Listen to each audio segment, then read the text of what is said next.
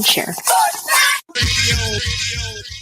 Well, the season's finally here, and the players hit. The Armchair quarterbacks are back. Saturday, September 9th, 10 a.m. to 2 p.m., you'll be tailgating with the Armchair quarterbacks. Mac Magee, Brian Snow, Joey and Tones, and the rest of the Armchair quarterbacks live, 10 a.m. to 2 p.m., Saturdays this fall. Talking college football, SEC, ACC, Big Ten, the NFL, fantasy football advice, and our picks against the spread. It all begins September 9th, right here on Braves Country HD, 99.1 FM, WQEE. Yeah, the Armchair quarterback, the All-American man. It's the best in sports and entertainment, and get locked in and locked down with Rhino Radio Penitentiary, 7 a.m. to 10 a.m. with your host, me, Ryan O'Neill.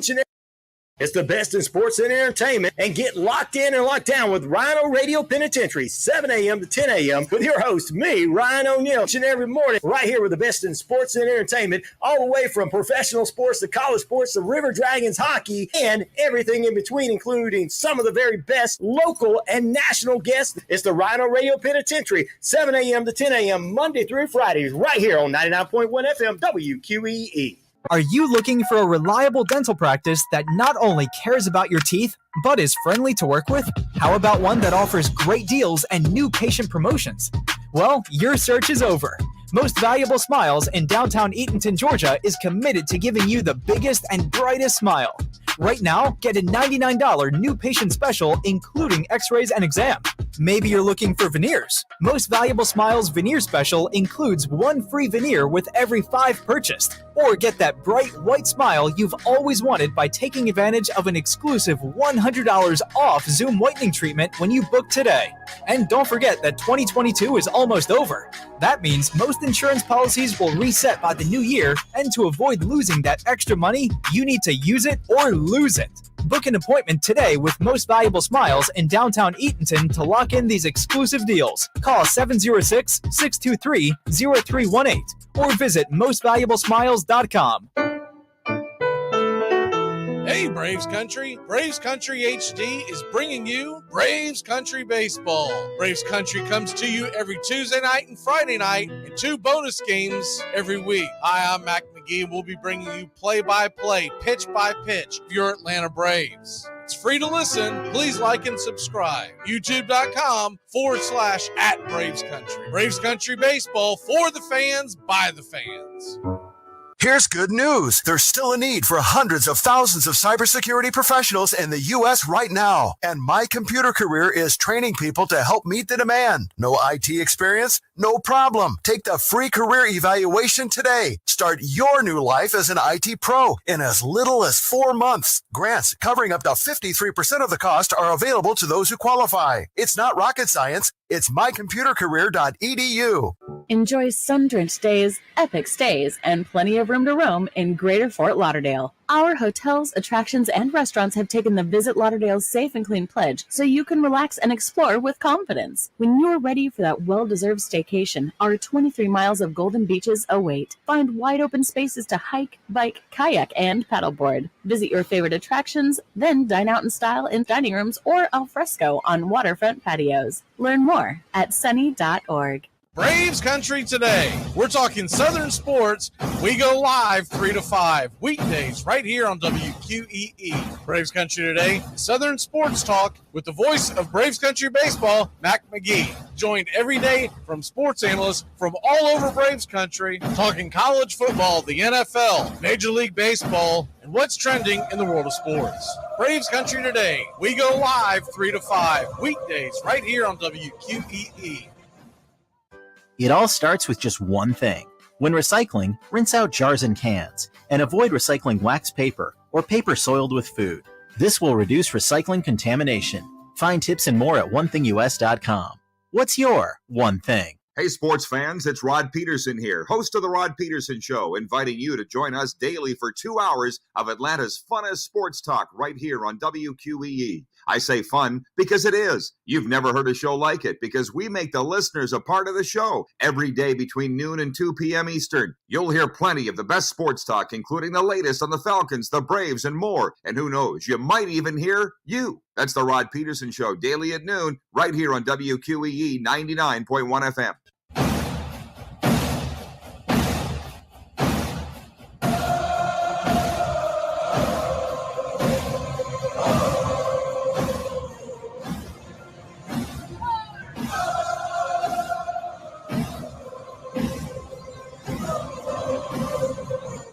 It's the best in sports and entertainment, and get locked in and locked down with Rhino Radio Penitentiary, 7 a.m. to 10 a.m. with your host, me, Ryan O'Neill, each and every morning, right here with the best in sports and entertainment, all the way from professional sports to college sports to River Dragons hockey and everything in between, including some of the very best local and national guests. It's the Rhino Radio Penitentiary, 7 a.m. to 10 a.m. Monday through Fridays, right here on 99.1 FM WQEE. Are you looking for a reliable dental practice that not only cares about your teeth, but is friendly to work with? How about one that offers great deals and new patient promotions? Well, your search is over. Most Valuable Smiles in downtown Eatonton, Georgia is committed to giving you the biggest and brightest smile. Right now, get a $99 new patient special, including x-rays and exam.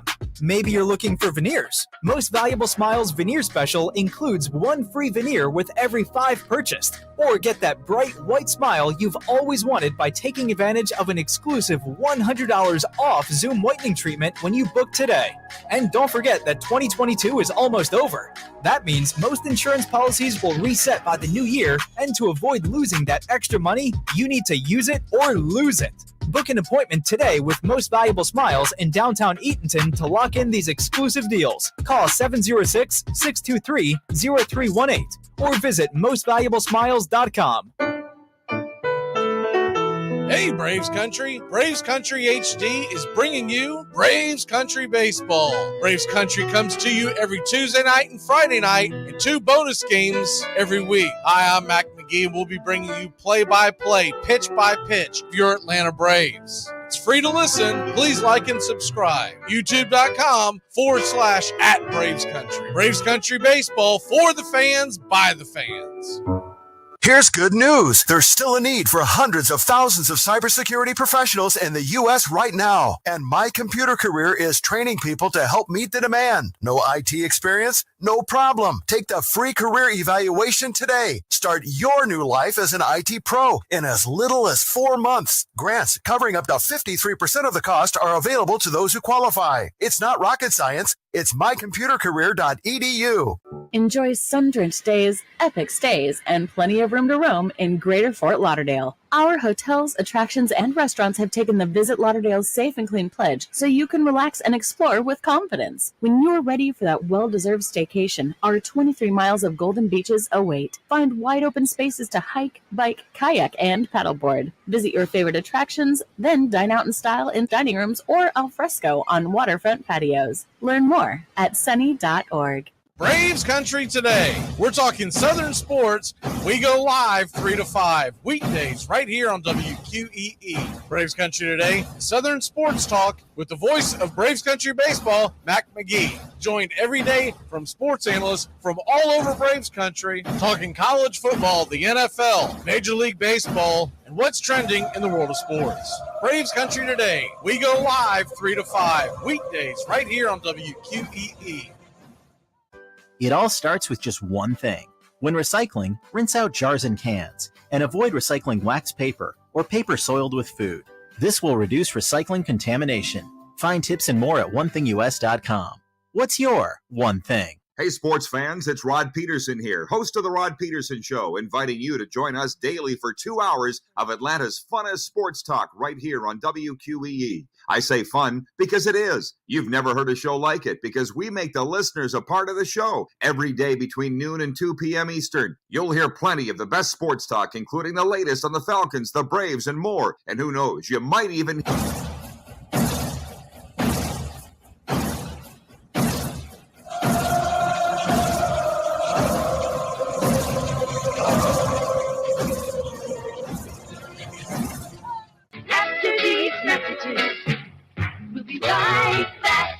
Armchair.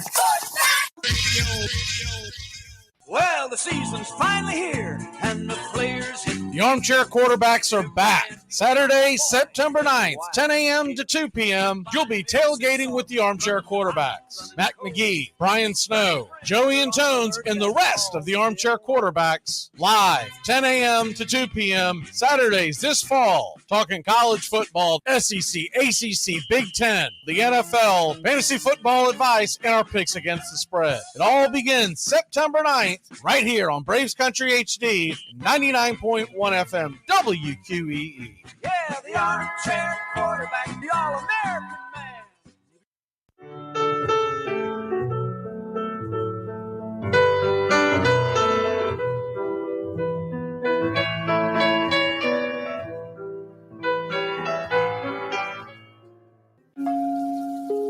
Lineup for yesterday by Ogden Ash. A is for Alex, the great Alexander. More goose eggs he pitched than a popular gander. B is for Bresnahan, back of the plate. The Cubs were his love and McGraw his hate. C is for Cobb, who grew spikes, not corn, and made all the basemen wish they weren't born. D is for Dean, the grammatical diz. When they asked who's the tops, said correctly I is.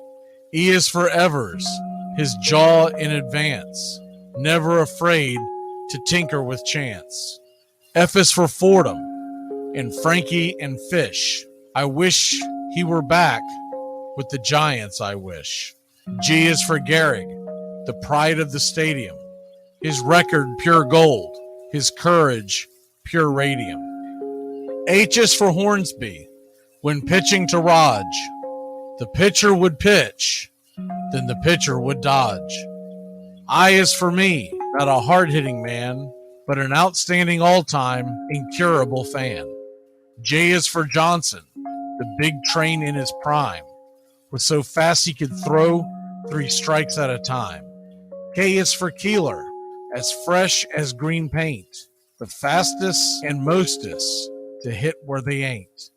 L is for La Hoy, whom Clevelanders love, Napoleon himself with glue in his glove. M is for Matty, who carried a charm in the form of an extra brain in his arm. N is for Newsom, Bobo's favorite Ken. You ask how he's here, he talked himself in. O is for Ott, of the restless right foot. When he leaned on the pellet stay put. P is for Plank, the arm of the A's. When he tangled with Matty, games lasted for days. Q is for Don Quixote, Cornelius Mack. Neither Yankees nor years can halt his attack. R is for Ruth, to tell you the truth. There's no more to be said, just R is for Ruth. S is for Speaker, swift center field tender. When the ball saw him coming, it yelled, I surrender. T is for Terry, the giant from Memphis, whose 400 average you can't overemphasize. U would be Ubel if Carl wore a Cockney, but we say Hubble in baseball like football in Rockney. V is for Vance, the Dodgers' very own Dazzy. None of his rivals could throw as fast as he. W, Wagner, the bow-legged beauty, short, close to all traffic with Honus on duty. X is the first of 2 X's in Fox, who was right behind Ruth with his powerful socks. Y is for Young, the magnificent sigh. People battled against him, but I never knew why. Z is for Zenith, the summit of fame. These men are up there. These men are the game. Lineup for yesterday, Ogden Ash, January 1949, Sport Magazine.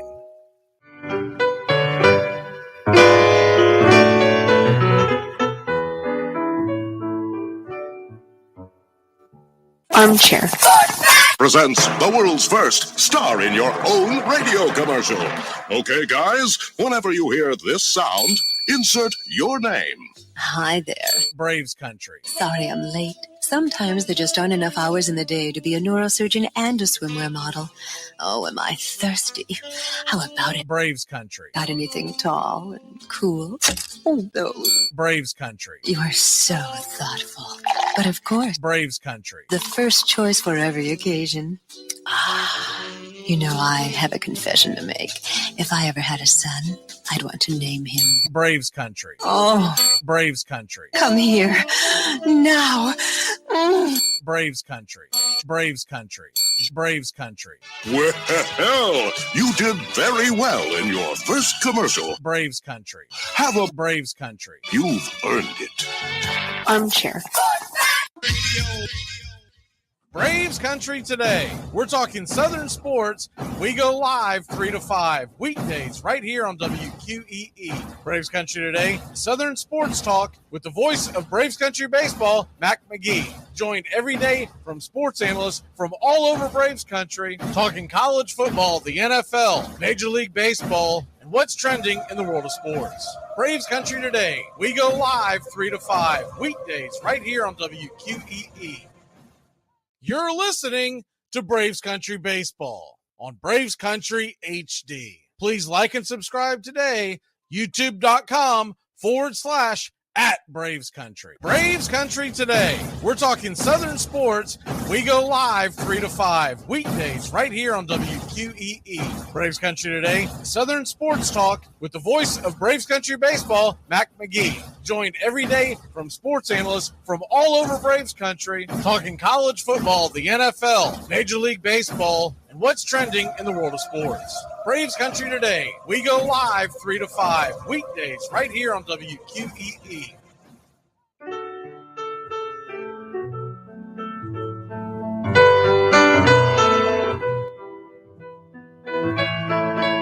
Casey at the Bat by Ernest Lawrence Thayer.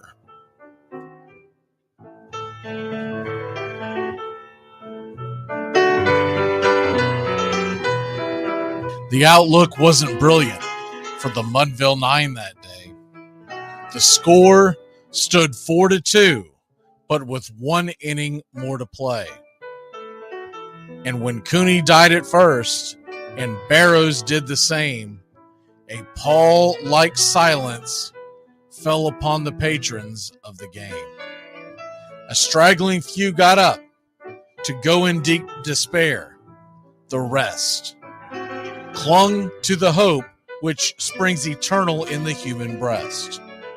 They thought, if only Casey could but get a whack at that, we'd put up even money now with Casey at the bat. But Flynn preceded Casey, as did Jimmy Blake, and the former was a hoodoo while the latter was a cake. So upon that stricken multitude grim, melancholy sat, for there seemed but little chance of Casey getting to the bat. But Flynn let drive a single, to the wonderment of all, and Blake, the much despised, tore the cover off the ball. And when the dust had lifted and men saw what had occurred, there was Jimmy safe at second and Flynn a hugging third. Then from 5,000 throats and more rose a lusty yell. It rumbled through the valley, it rattled in the dell. It pounded on the mountain and recoiled upon the flat, for Casey, mighty Casey, was advancing to the bat. There was ease in Casey's manner as he stepped into his place. There was pride in Casey's bearing, and a smile lit Casey's face. And when responding to the cheers, he lightly doffed his hat. No stranger in the crowd could doubt 'twas Casey at the bat. 10,000 eyes were on him as he rubbed his hands with dirt. 5,000 tongues applauded when he wiped them on his shirt.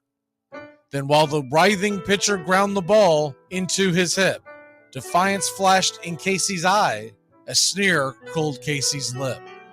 And now the leather-covered sphere came hurtling through the air, and Casey stood a-watching it in a haughty grandeur there. Closed by the sturdy batsman, the ball unheeded sped.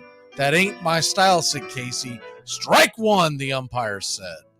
From the benches black with people, there went up a muffled roar, like the beating of a storm waves on a stern and distant shore. "Kill him! Kill the umpire!" shouted someone on the stand, and it's likely they'd have killed him had not Casey raised his hand. With the smile of Christian charity, great Casey's visage shone. He stilled the rising tumult. He bade the game go on. He signaled to the pitcher, and once more the dun sphere flew. But Casey ignored it, and the umpire said, "Strike two." "Fraud!" cried the maddened thousands, and echoed answered, "Fraud!" But one scornful look from Casey, and the audience was awed. They saw his face grow stern and cold. They saw his muscles strain. And they knew that Casey wouldn't let that ball go by again. The sneer is from Casey's lip. His teeth are clenched in hate.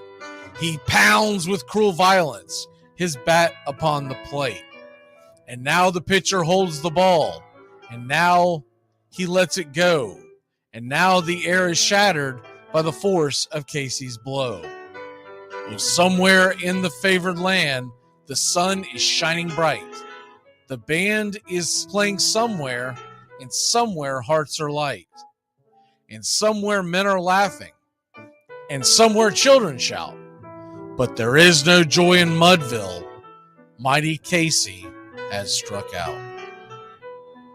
Casey at the bat, Ernest Lawrence Thayer, published June 3rd, 1888. San Francisco Examiner.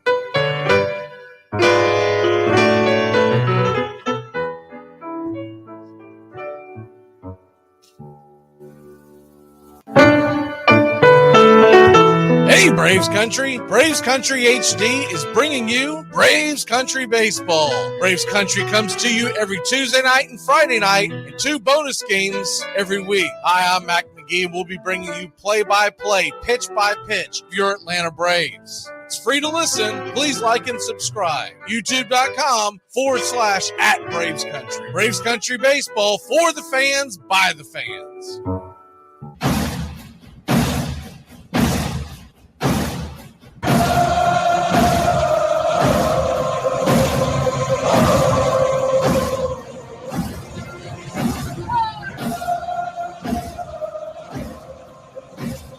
You're in Braves Country.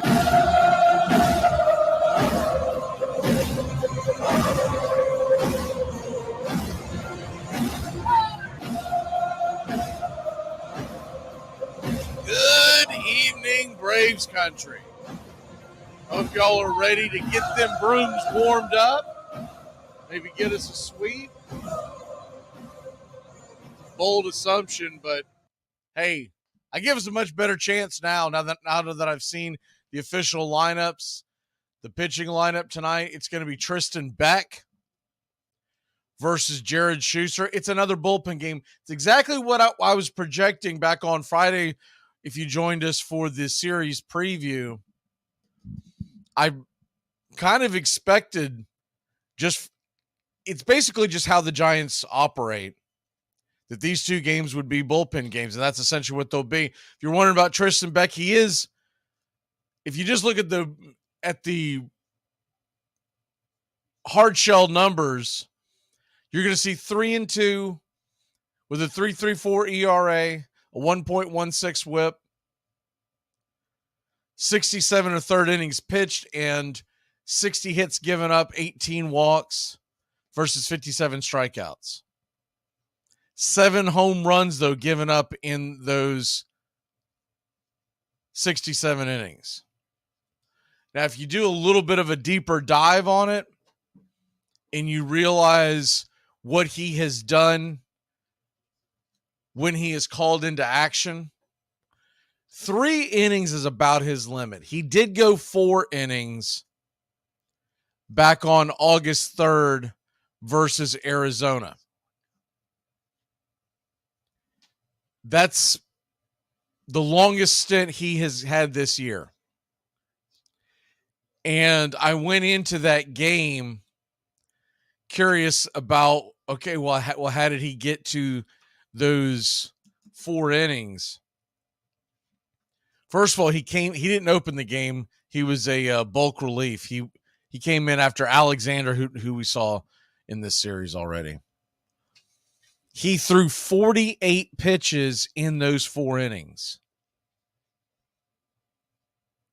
So when you're looking at that, you realize that's extremely economical.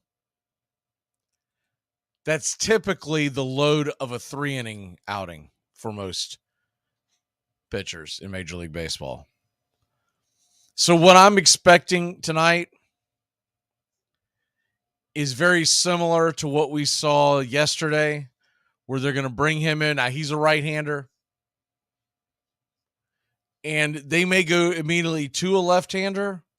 They may decide to switch it up. I'm sure they already have their game plan together. But that's what they did yesterday. They had the right-hander in. He went just over an inning, and then they brought in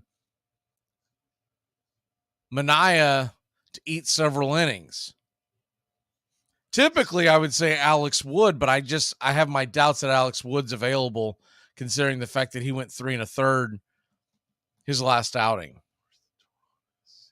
So what we're probably looking at here is extensive bullpen. Could be a tad of a longer game because you have this many bullpen changes, but we'll see. They may have a couple of guys in mind. Maybe Beck does go 3-4 innings. Typically what he has done, his last time out against Philly, he was asked to go 1 inning. Then he went 3 prior to. That was against the Braves, and that was back on Sunday. So we have seen him. And he pitched well. He went 3 innings. He gave up no earned runs. Gave up 2 hits. That was in the bulk of that game. Then his outing before that, he went 1 inning 2 days before that against Atlanta. So all in all, he's gone 4 innings, no earned runs, has struck out 5. And 4 innings, no earned runs, pretty darn good. But the advantage I'll say Atlanta has now is that this will be the 3rd time they will have seen Beck in 10 days. So a little bit of an advantage goes to the Braves. Now, they weren't true starts. They wasn't like that he went through, and we've seen him for 10 innings, 6-7 at-bats a player. But all in all, I think the advantage slides a little bit towards Atlanta now. Before that, he went 3 innings. He went just 1/3 of an inning. But that was called into relief against the Angels, and he went 4 against. So typically what they're looking for is about 3 innings. What they're typically looking for is around the 50 pitch mark, they pull them. So that's a look at Tristan Beck. On the other side, I'm sure most of y'all already know this, but on the other side, it is Jared Schuster. And Jared Schuster comes in with a 4-2 record, a 5 ERA, a 1.42 WHIP, and from the bare bones of it, you're pretty nervous. But if you go in and you look at Jared Schuster, what he's done, he's had some good outings down on the farm. He's had some bad outings. Jared Schuster is exactly what you expect out of a kid who's 25 with not a lot of major league experience, and he doesn't have put-you-away type stuff. He's a guy that typically will throw in a few strikeouts here and there. Now, he did have 7 strikeouts against Seattle back in May. That was probably his best start. He went 6, gave up 1 earned run, struck out 7, only walked 1. He went 5 2/3 against Philly. That might be the most impressive start, and he did strike out 5 there. But most of his starts, I mean, he went 5 against Washington. His last 3 starts, he has only struck out 4 batters in 13 2/3 innings. So a lot of pitch to contact type of guy. We have not seen him in the rotation since June 24th in Cincinnati. That was that Saturday game, that high-scoring series. He went 3 2/3, 4 earned runs to give up 2 home runs. All in all, what is going to keep him around and give him another chance to pitch in the Braves rotation going forward It may not put him on the roster per se this year when we hit to October, but what it will do, it opens up. It's more of a of an audition going into next spring. Now, in a pinch, you never know who you're going to need come playoff time. Remember, there's a rule that states that you have to be on the 40-man roster by September 1st to be playoff eligible and have had to have made your appearance in the major leagues. So all of that, he fits the criteria. If you have someone in mind that's down on the farm for the Braves and you thinking, hey, he might have a chance to be on the playoff roster, a couple of things have to happen. Either he's got to make an appearance in the major leagues by Friday. This Friday is the cutoff. Or he's added via injury. But to add him via injury means you have to DFA someone else. You got to take someone else off the 40-man roster. And it's typically not done. They could. Not saying it's absolutely impossible, but it's typically not done. So, not to mention the fact you're thinking of one of these really young players that have had some really good success down on in the minors. Talking about guys like Rangel. What was the kid? The new kid. Waldrop.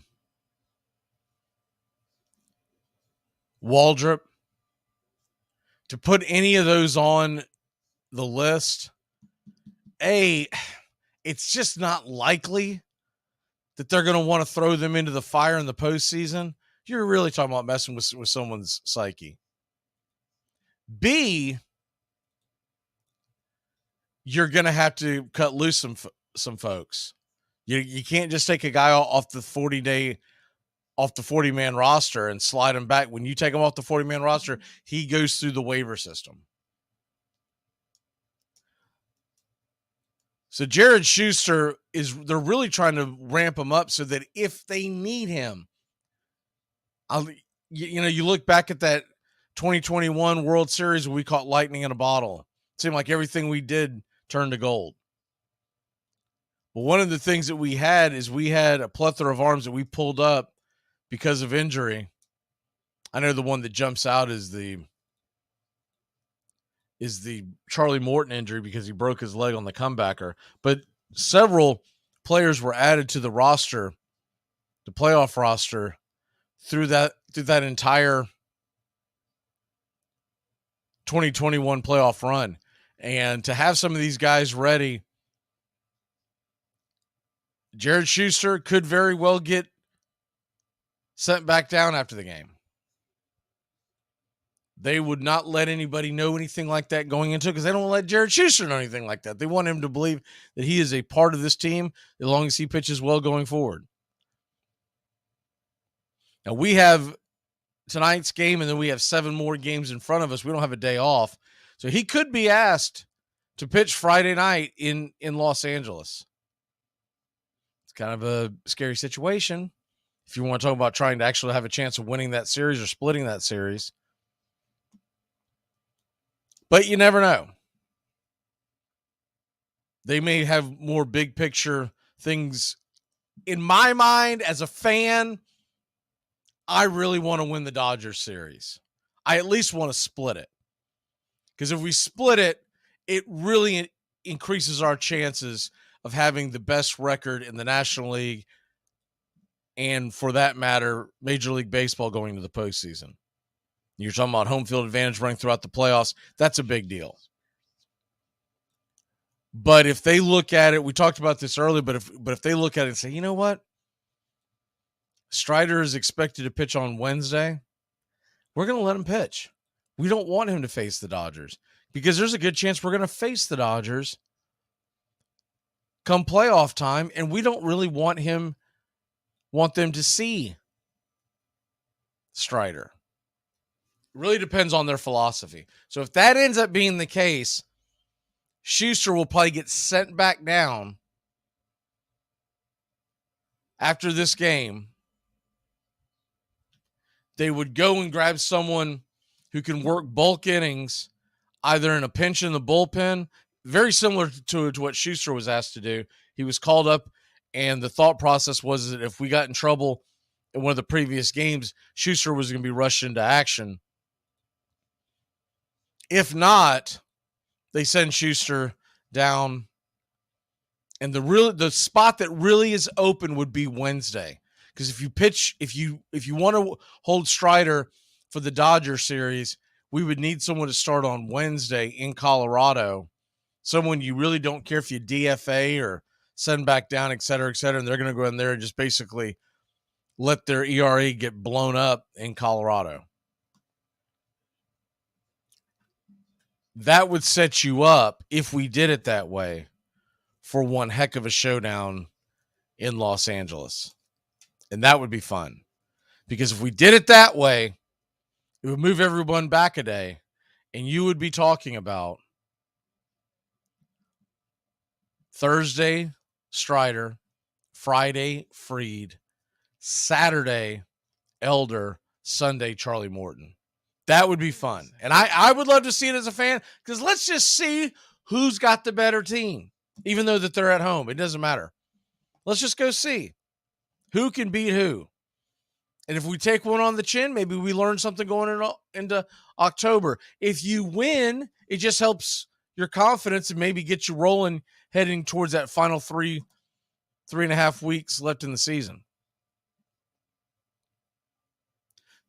So tonight, what I'm looking for from Schuster is basically a good outing.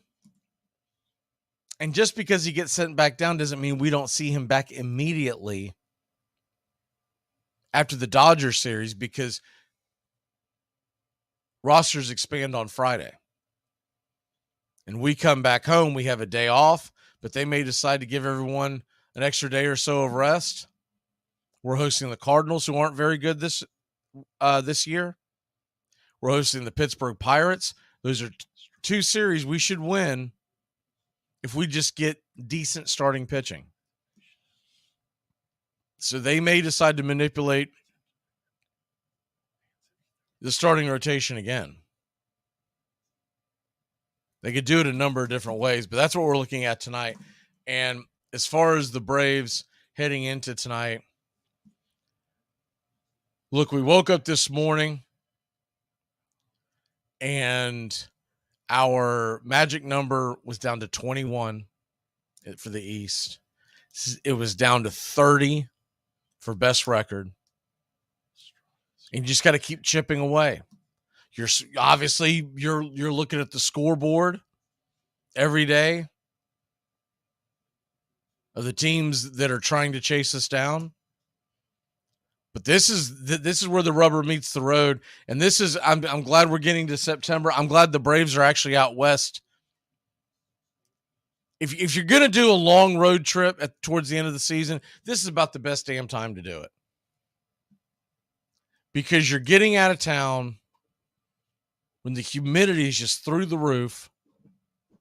Starts to cool down a little bit in September. And we can go out and kind of rejuvenate the guys. They're out there playing some crisp, cool air. It's going to get that feeling of, come on, let's go. It's starting to feel like October. That LA series is definitely going to feel October. Not to mention the fact they're getting the hell out of town in a perfect opportunity here with that hurricane that could be bearing down towards the Atlanta area sometime towards the end of the week. Now, it won't be near the hurricane type winds and rain by the time it would hit northern Georgia. We know that, but I'm talking about the rain out effects. So keep these guys playing, keep it rolling. And they're expecting, it really surprised me tonight with Schuster on the mound and with another bullpen game, and realize this is the second bullpen game in a row for San Francisco. That will take a toll. You can't keep running your bullpen out day after day after day after day, right? So what I'm looking at, big picture, is Braves have an opportunity to score here. The over-under was only 10 tonight. Braves are actually favored minus 140. That doesn't really shock me when you're 40 games above 500. Vegas is going to make you the favorite no matter where you are and who you're playing. But I think we're going to get a high-scoring game. It will not shock me nor devastate me if we don't sweep the Giants. Giants are an excellent baseball team. They may not have the marquee names that a lot of fans know, and they don't. It doesn't have the splash effect of when we play some of these other teams. But they are a very good baseball team. Fundamentally sound, good pitching, and they rely on solid starting pitching, a better bullpen, and timely hitting. Now, we have taken 4 of the first 5 from the Giants this year. It'd be great to sweep, but it's not going to. Don't freak out if we don't win tonight. I think we're going to get into a shootout. I really do. I think this is over/under is 10 runs. This is going to be an old-fashioned back and forth type game, it feels like. Give me the Braves to win tonight. You know I'll never pick them to lose. Give me the Braves to win tonight. And I'll take the final score. See, over under 10. You know Schuster and company are going to give up his fair share. We're probably going to calm down. Everyone take a deep breath. We're probably going to see it. There's probably going to be a Colin McHugh sighting. I think the Braves will probably win this one. Higher scoring game.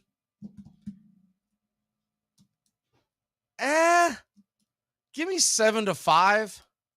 7-5. I'll take the Braves to win. This is the one I was least confident going into the series for obvious reasons. But maybe the Braves bats will really wake up and have themselves a time. I haven't checked to see what the wind is like as we're approaching first pitch.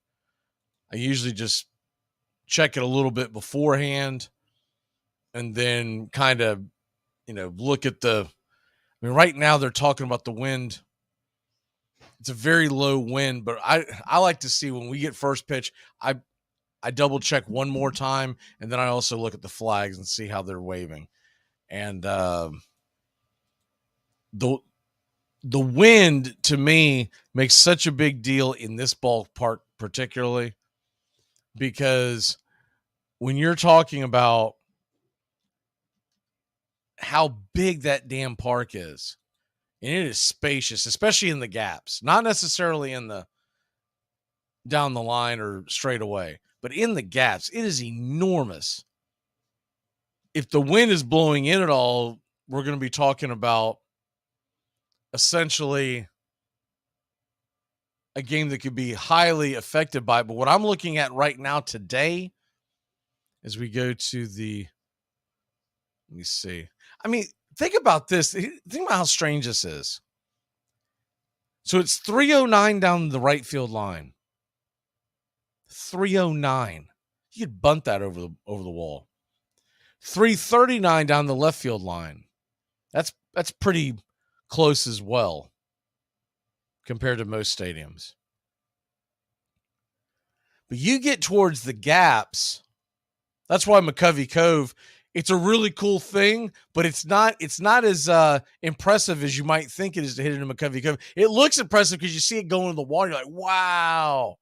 But it's 309 down the line. 365 in the heart of right field. And in the gap, this is where it gets tricky. Triples Alley, 415. 391 to dead center. 399 to left center. 382 in the heart of left field. So very, very difficult place to hit one out towards the gap. That's why you get a lot of that's why San Francisco builds a team the way they do. When you think, I thought it was odd that they were thinking about trying to break the bank for Aaron Judge. And I get it, they were just trying to get a marquee name or whatever, but Aaron Judge is not built for that stadium. And left-hander is built for that stadium. Shohei Ohtani is built for Oracle Park. I've been pushing that for a long time. I still think San Francisco is a very likely candidate for the dark horse to get Ohtani. I still believe it's Dodgers. If I were ranking them in the, we'll say, top 5, I think it's Dodgers 1. I'm going to put the Angels at 5 because they haven't done anything to knock his socks off. And sometimes a player just wants to change the scenery, and I think he really wants to win. Now, it's going to be kind of a double-edged sword. He wants to win, but he also wants the most money ever given to a player. That's going to be tough because when all that money is given to one guy, it's hard to build a team around him. But if I'm ranking it, I would probably put the Dodgers at 1 and the Angels actually at 5.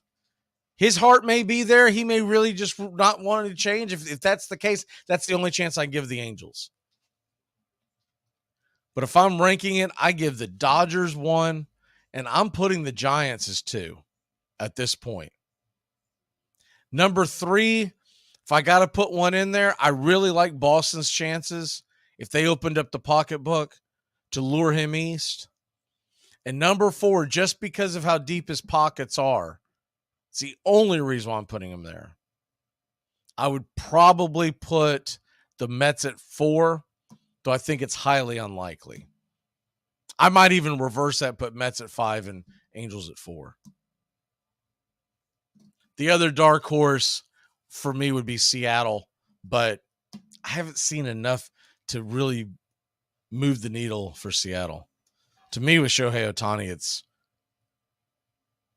Dodgers, Giants, and maybe the Red Sox. And if he decides he wants to stay home, doesn't like change, doesn't want him to get it, then you know what? No one has a chance. It's going to be the Angels.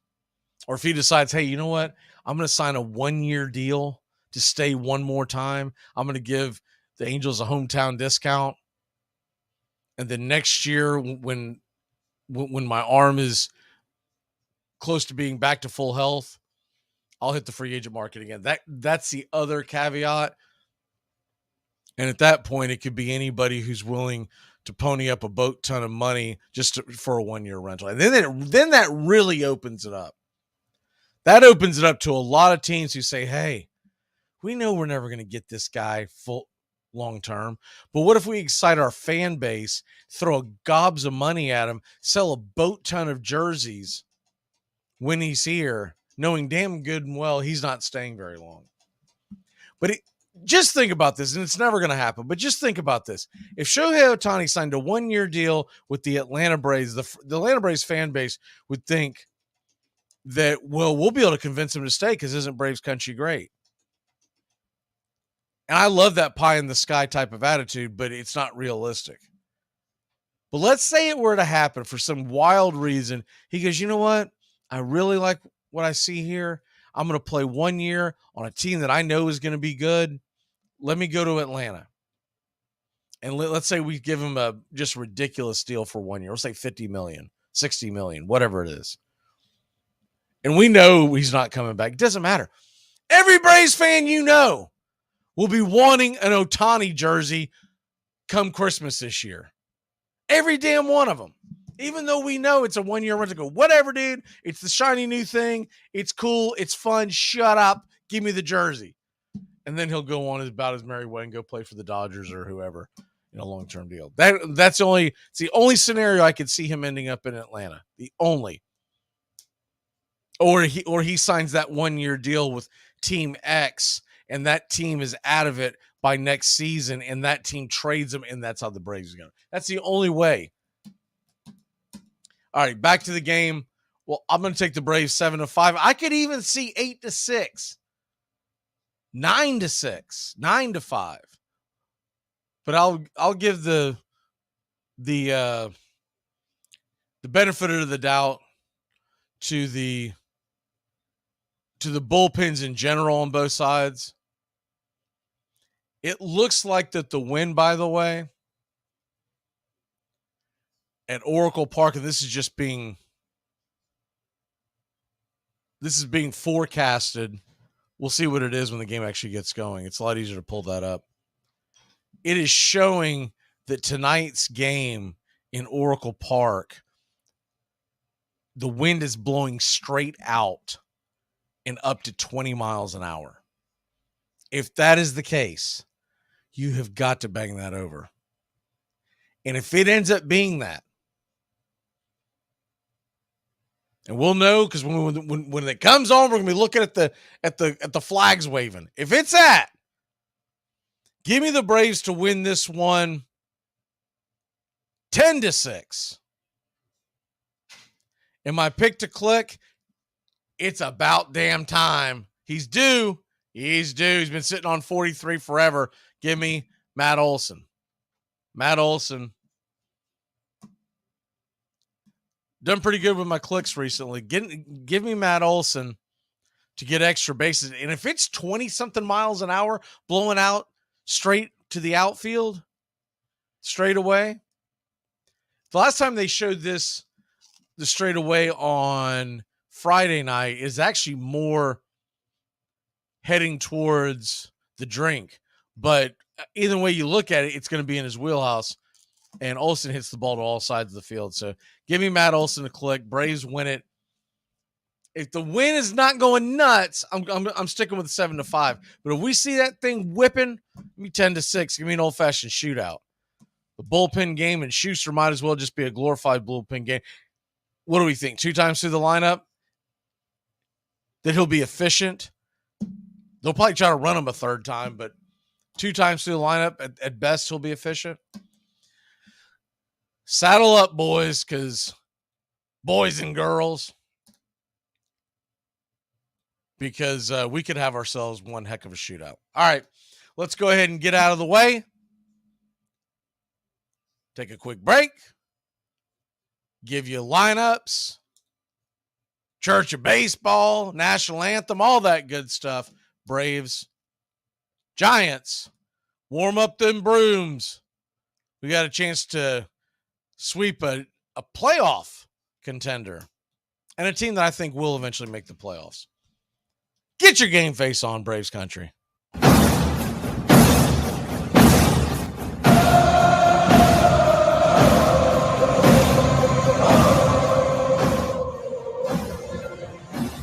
You can't drink like me. You can't smoke like me. So don't try and be like me. Let's party together. There's something kind of about a kid that's never played baseball. If baseball is about caring, about loyalty and rivalry. Baerga is 0 for 3. Left center field. Grissom on the run. The team of the 90s has its world championship. There's a very peaceful thing. It was created and played in pastures and meadows. There's grass, there's outdoors, there's everything that people thought was American and feel about America. You get in a ballpark, and it's the wonder of walking through that dark tunnel and seeing a huge open space where men play the little boy's game.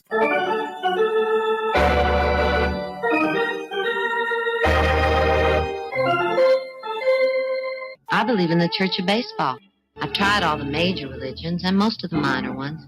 I know things. For instance, there are 108 beads in a Catholic rosary, and there are 108 stitches in a baseball. I prefer metaphysics to theology. You see, there's no guilt in baseball, and it's never boring. It's a long season, and you gotta trust it. I've tried them all, I really have. And the only church that truly feeds the soul day in, day out is the Church of Baseball. Touch them all, Joe. You'll never hit a bigger home run in your life. A room in right center. If he hits one there, we can dance in the streets. The 2-1.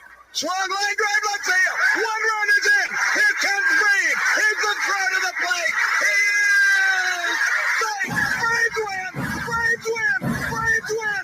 Braves win. You're in Braves country.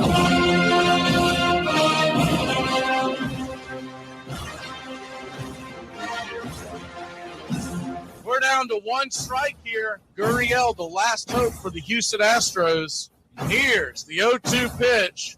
Swung on, bounced over to Dansby. Dansby fires it over to first, and here comes the dog pile. Fire the cannons in the battery. Do the chop all throughout Braves country. Pop that top. Your Atlanta Braves have won it all. Oh, say can you see by the dawn's early light what so proudly we hailed at the twilight's last gleaming, whose what stripes and bright stars through the perilous fight o'er the ramparts we once were so gallantly streaming, and the rockets' red glare above bursting in air gave proof through the night that our flag was still there. Oh, say does that star-spangled banner yet wave o'er the land of the free and the home of the brave? Play ball. Hey, howdy, hi, and how the hell are you? Pull up an armchair, girls and boys, and join us for Braves Country Baseball. We are live, and the scene is Oracle Park in San Francisco, California, where we're set to bring you pitch-by-pitch, play-by-play of your Atlanta Braves. Hi, I'm Mac Magee. Here are your starting lineups for today's action. Leading off and playing right field for your Atlanta Braves, it's Ronald Acuna Jr. Comes in with 28 home runs, 74 RBI, 59 stolen bases, batting .333. Michael Harris II will be patrolling center field for your Atlanta Braves and batting second with 12 home runs, 41 RBI, 19 stolen bases, batting .286. Austin Riley batting third, playing third, 30 home runs, 78 RBI, 3 stolen bases, a .275 average. Matt Olson batting cleanup and playing first base with 43 home runs, 112 RBI, a stolen base, batting .272. The designated hitter, Marcell Ozuna, batting fifth with 28 home runs, 68 RBI, a .263 average. And Eddie Rosario is in left field and batting sixth, 20 home runs, 64 RBI, 3 stolen bases, .262 on the year. Travis d'Arnaud is behind home plate, comes in with a .245 clip with 9 homers and 30 RBI. Orlando Arcia playing short and batting eighth, 15 home runs, 49 RBI, a stolen base, batting .275. And Nicky Lopez is at second with 1 home run, 22 RBI, 5 stolen bases, batting .238. On the mound tonight for your Atlanta Braves, comes in with a 4-2 record, a 5.00 ERA, 1.42 whip, 45 innings pitched, 42 hits allowed, 25 strikeouts, and 22 walks given up. 4 home runs have been allowed. Jared Schuster, the southpaw, wearing number 53, his first start since June. He'll be going face-to-face with Tristan Beck.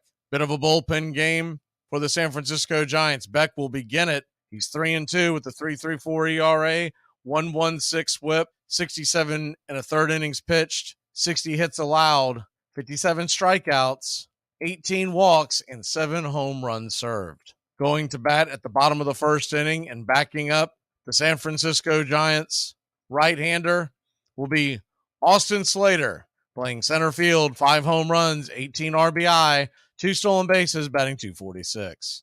Tyro Estrada is batting second, playing second, 10 homers, 39 RBI, 19 stolen bases, batting .274. Wilmer Flores is the designated hitter, 19 homers, 48 RBI, a .299 average. J.D. Davis, playing first base, has 15 home runs, 58 RBI, 1 stolen base, batting .246. Bailey is behind home plate with 6 home runs, 39 RBI, a stolen base, batting .256. Paul DeYoung is the shortstop. He's batting 6th with 14 homers, 37 RBI, 4 stolen bases, batting .211. Ramos is out in left field, 10 of 44 on the year with a .227 average, 1 home run, 2 RBI. Casey Schmidt is at third base with 2 homers, 25 RBI, 2 stolen bases, batting .197. And Matos is in right field with 2 home runs, 10 RBI, 3 stolen bases, batting .251. That's your lineups for Braves versus Giants. Game 3 of a 3-game set. Atlanta Braves are looking to sweep the San Francisco Giants and take 5 of 6 in the season series. Your Atlanta Braves are minus 140 on the money line. The over-under is 10.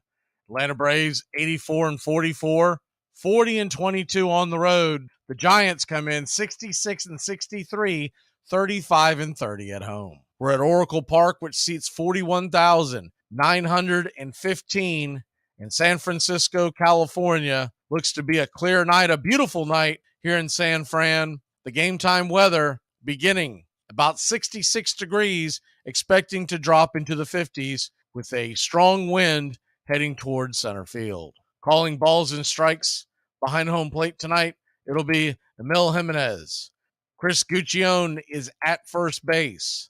On the second base bag, Todd Titchener, and down the third base line, it's Alex Tosi. Well, it's about that time. Grab you a cold one. Find you an armchair. It's Braves Giants, game 3 of a 3-game set. No matter where you are at in this fair land, it is baseball time in Braves country. Get your game face on.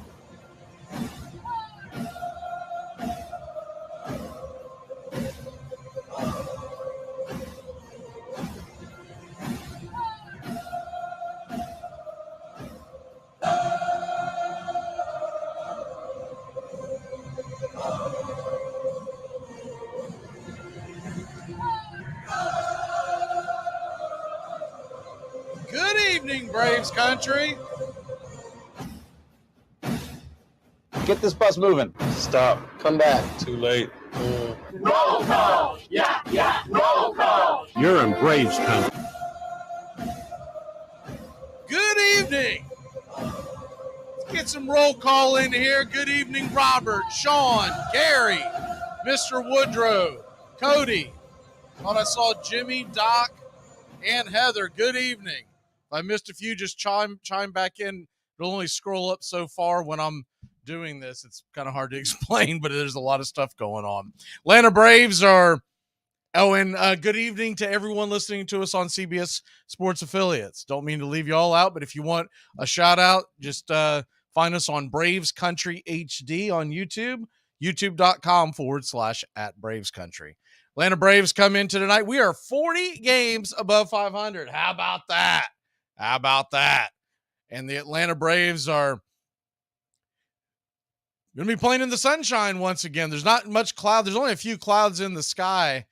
And Tristan Beck is throwing his final warm-up tosses as the Atlanta Braves will hope to score early and often. Of course, we lead all of Major League Baseball with runs scored in the first inning. And it'd be great to get him out to an early start as well tonight. Ronald Acuna Jr. is heading towards the plate in the road grays. They're our traditional road grays. We haven't worn those blues in a while. The traditional road grays with the Atlanta across the chest, the tomahawk underneath, all in red, numbers in red on the back, names in navy on the back, the navy ball caps, the white A. And we're about to get this thing started. The Giants are in their traditional whites, Giants across the chest. Beck comes set, and it is baseball time in Braves country. The first pitch on the way is a sweeper, comes across for a strike, landing in about 82 miles an hour. It's 0-1. The 0-1 pitch. Beck lets it fly. Fastball just misses outside. 1-1. Behind home plate, calling balls and strikes. It'll be Jimenez. The 1-1 pitch off the plate wide. That one was way outside wide. 2-1. Does look like the wind is going to be a bit of a factor, not blowing out as hard as it was a little while ago, but it is blowing straight out as of right now. The 2-1 pitch. Swing, and that ball is rifled foul down the line and out of play. It's 2-2. It's calmed down more to around 7 miles an hour at this point, 7 to 10 miles an hour. They're expecting gusts up to 10 to 12, but there you have that. The 2-2 pitch to Acuna.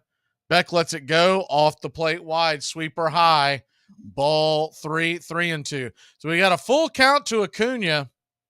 Go ahead and smash that like if you're listening to us on YouTube. If you're listening to us on radio, well, I guess don't smash anything. The full count offering, swing, and that ball's rifled into right field. Got to make the catch on the run is Matos, and there's one away. Kind of a jam shot. Acuna was able to fist it into right field, but didn't get very good contact on that one. He was trying to inside out it, but the ball came in. And Atlanta, one down here in the top of the first. First pitch on the way to Michael Harris II is 95 miles an hour right down the pipe. It's 0-1, swing and a miss. The 0-1 pitch. Beck comes set and lets it go. Swing and pops that one up. Can of corn. Easy out, easy at bat. And there's 2 away. So 2 down, and it'll be up to Austin Riley for the Braves to jump out on top early. You hate to see him give away an at bat that quickly into the count. Ball snow coned out. I don't know what the deal was there, but DeYoung almost lost that ball. Popped out. He was able to hold on. So 2 down, the 9th pitch of the inning. Pitch on the way to Riley is a fastball. Handcuffs him inside, 96 miles an hour. Good pitch. It's 0-1.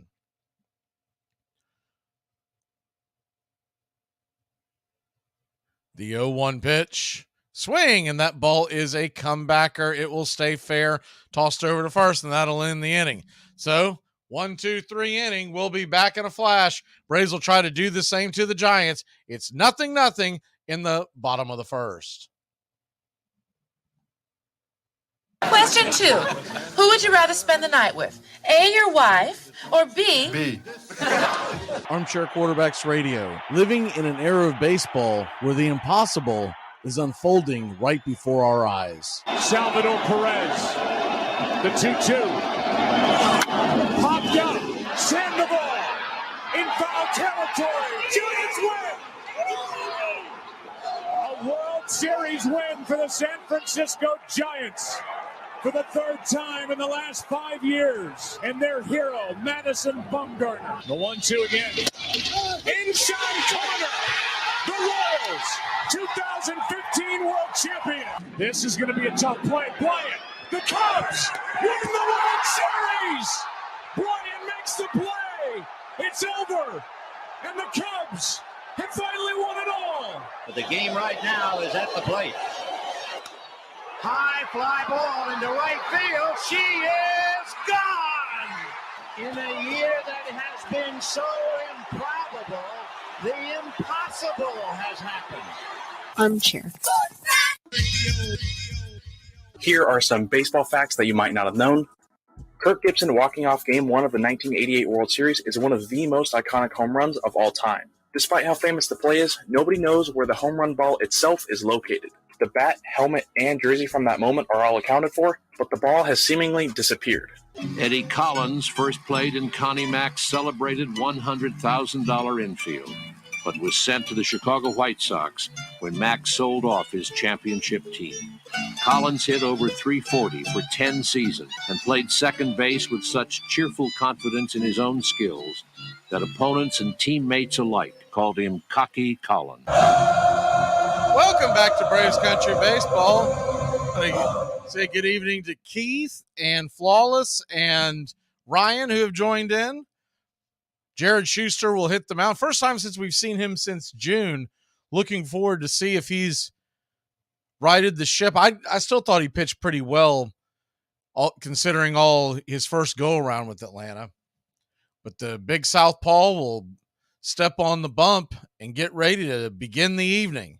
First pitch on the way from Schuster is a fastball right there at the knees for a strike. Good 92-mile-an-hour fastball by Schuster. It's 0-1.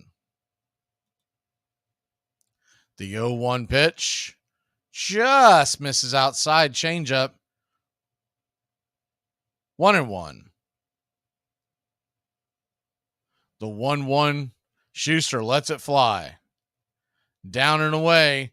2-1. So tried to get him to chase that off speed, the changeup in the dirt on an even count. The 2-1 pitch. Right there, home plate umpire did not give him the call. It is now 3-1. So a 3-1 count. Pitch on the way, and that'll be a walk. Ball 4. Not what you want if you're Schuster wanting to stick around with this team. Thank you, Ryan. Super thanks, always appreciated here at Braves Country. So 1 on, nobody out, and Schuster in a mess already. You hate the free passes. No one hates them more than Brian Snicker. Lefty-righty matchup. Pitch on the way to Estrada. Swung on and grounded foul to Riley. Would have been a tailor-made double play, but just went foul. It's 0-1. You'd really love to see an outstanding outing by Schuster as we head towards October. You never know if he may be called upon via injury. The 0-1 from Schuster. Swing, and it's a comebacker to the mound. He's got it, flips it to first. Only play that he had was a 1-3 put out. One away here on the top of the first. Runner at first trucks on down to second. Slow developing roller that got to the mound. By the time Schuster got it, 0 chance of getting the runner at second. So a smart play by Schuster, because that would have been a disaster if he would have tried to turn that double play. You see some of the young pitchers do that. So lefty-righty matchup, pitch on the way to Flores, the designated hitter. And that pitch is outside for a ball. It's 1-0. 299 average for Flores, batting .902. The 1-0 pitch. Down. Not called for a low strike. We'll take it. 1-1.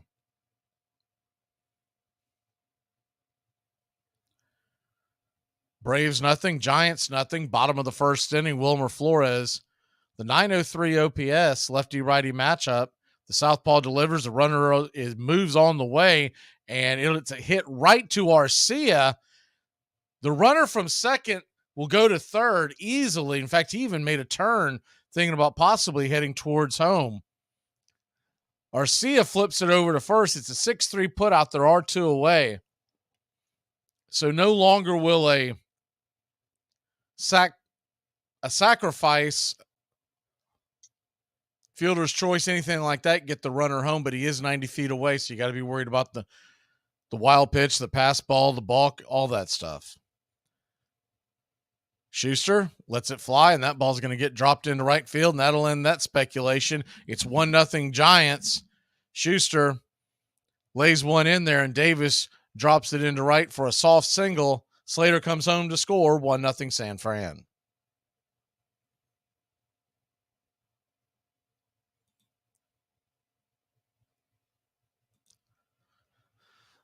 So Jared Schuster, his leadoff walk comes home to roost as it normally does in Major League Baseball.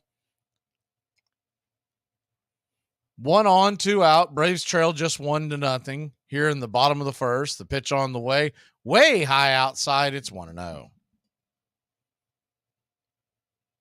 Patrick Bailey, the batter, the hind catcher, number 5 in the order. Bailey, 256 average, 701 OPS, Pitch on the way, right there for a strike. It's 1-1. Standing on deck is Paul DeYoung, if the Giants can keep it going. In the hole is Ramos, a right-handed lineup to face Schuster tonight. The 1-1 pitch swung on. That ball's lifted high, not very deep, into center field. Making the catch is Money Mike, and that'll end the inning.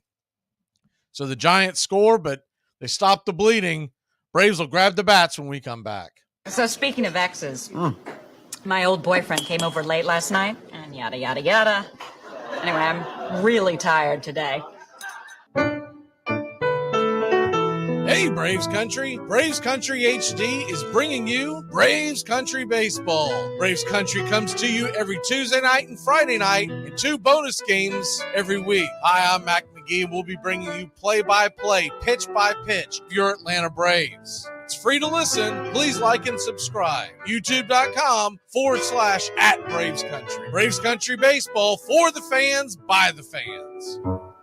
Today we're going to talk about crazy stats. Lou Gehrig hit his first career home run on September 27, 1923. He hit his final home run on September 27, 1938. In total, he hit 5 home runs on September 27th. 2 of those came off of Hall of Famer Lefty Grove in 1931 and 1933.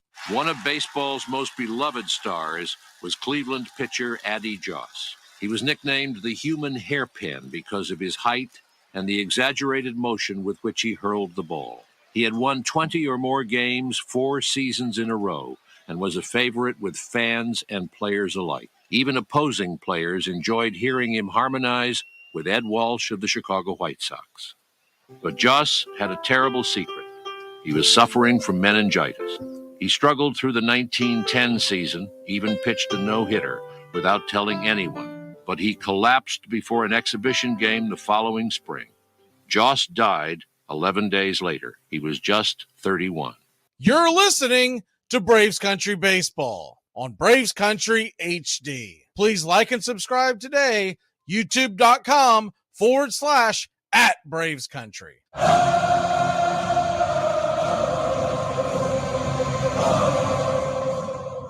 Welcome back to Braves Country Baseball. The Atlanta Braves trail 1-0 as we head to the top of the second inning. Atlanta will try to get on the board here. We'll have Matt Olson, Marcell Ozuna, and Eddie Rosario due up. Beck goes back to work, and the first pitch is a fastball up top, 95 miles an hour on the outer edge. Top shelf, it's 0-1. The 0-1 pitch. Lifts his leg and lets the slider go high and out of the zone. It's 1-1. Matt Olson been stuck on 43 home runs for a second here. He's now second in baseball with the 43. The 1-1 pitch, swing and a miss. It's 1-2. You can't really say it's been a slump because he has been getting on base. He's been getting base knocks. He just hasn't sent one out. He's had a couple here in the last several days that almost got out.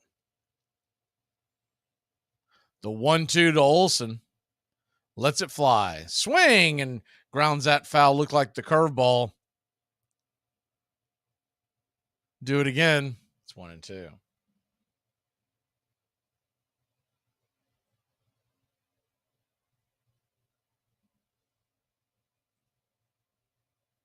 The 1-2 pitch on the way. 96 up top. Did he go around? He did not. Third base umpire says no dice.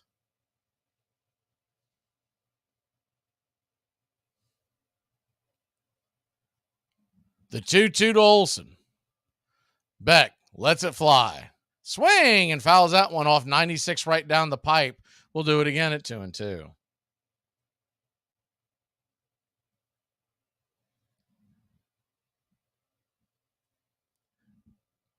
Giants 1, Braves nothing. Top of inning 2, the 2-2 pitch. Inside, terrible strike call by home plate umpire Emil Jimenez. Olsen has some choice words for him. Can't blame him. That was an awful call. Caught looking strikeout. There's one away. That ball was, I'll say, 2 to 3 inches inside and high. You rarely get a reaction out of Matt Olsen. That's how bad Jimenez blew that call. First pitch on the way to Ozuna is top of the shelf for a strike. It's 0-1. The 0-1 pitch. Lets it fly. Swing and a miss. 0-2.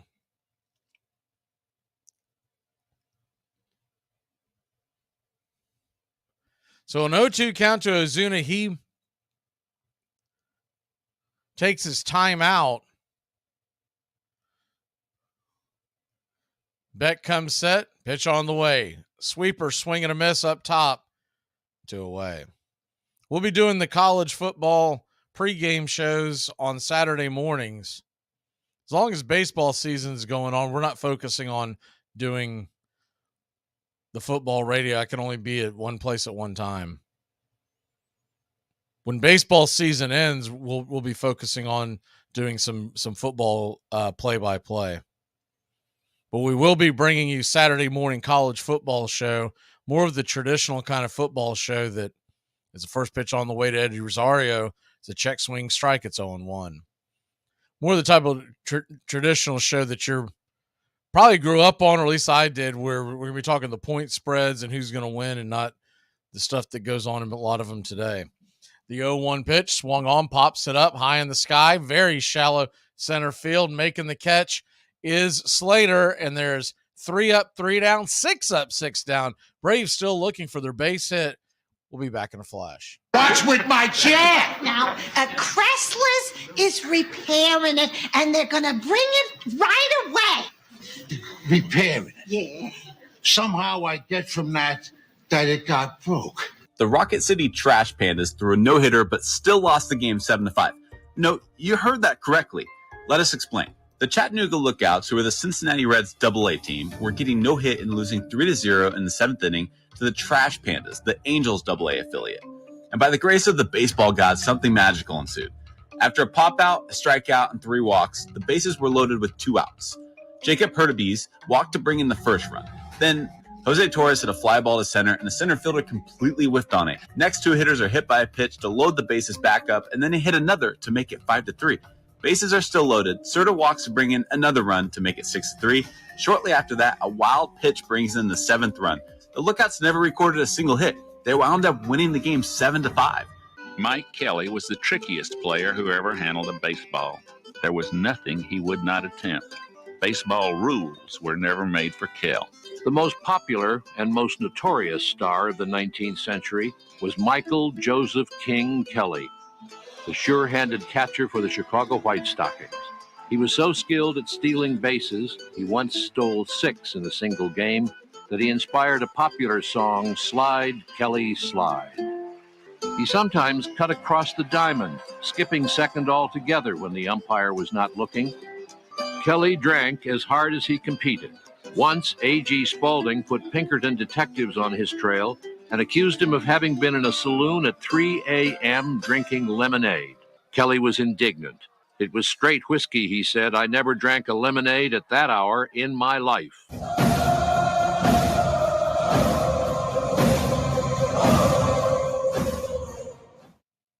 Welcome back to Braves Country Baseball. The Atlanta Braves trail this 1-1. Jared Schuster will go back to work. You know, the nerves are probably affecting him, might have affected his location.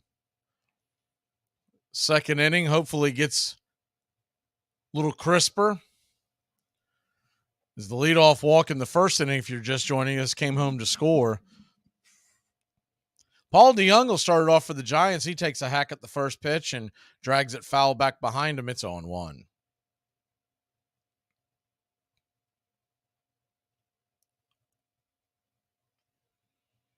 The 0-1 pitch. Lefty-righty matchup. On the way, 92. Little outside, 1-1. I'm sure Matt Olson standing at first going, wasn't as outside as the one they called on me. The 1-1 pitch. Swing, and that ball's lifted high, coming in, fighting the sun, making the catch. Ronald Acuna Jr., and there's one away.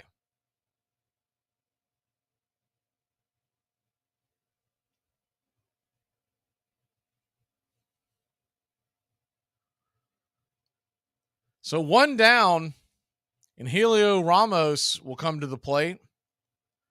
Ramos playing left field tonight. He's the one that switched over to right field in the middle of the game yesterday and had that just really short throw to home.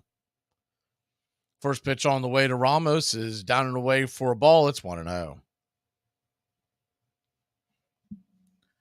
The 1-0 pitch. Off the plate wide, 2-0.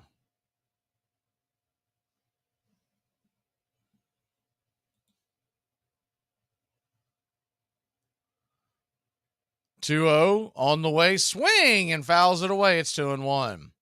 So he's gone four seam to start the at bat.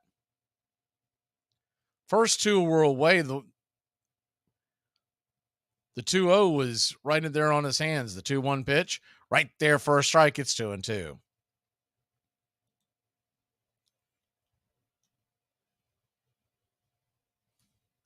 The 2-2. Schuster's going to step off the rubber for a second and regroup.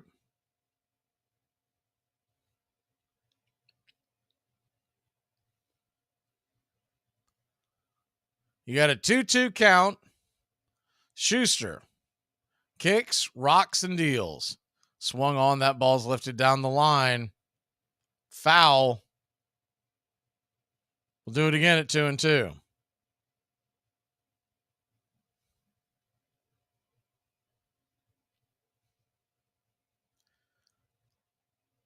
Schuster gets ready to deliver, and the 2-2 is well off the dish. Now a full count to Ramos. You got the 3-2 count. Pitch on the way. Swing, and that ball's hit hard on the ground, but right to Arcia. Orlando grabs it, flips it over to first. A 6-3 in your scorecard. There's 2 away. Hard hit ball, but Orlando was right there.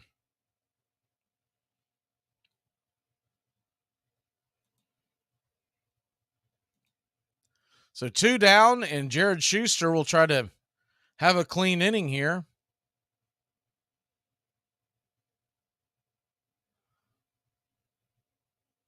The first pitch on the way from Schuster is top of the zone for a strike. It's 0-1.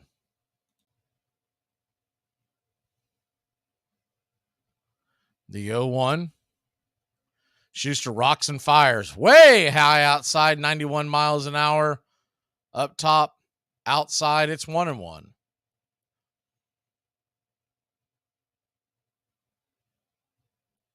The 1-1 pitch. Swing and a miss. Good changeup by Schuster on the outer corner. 1-2.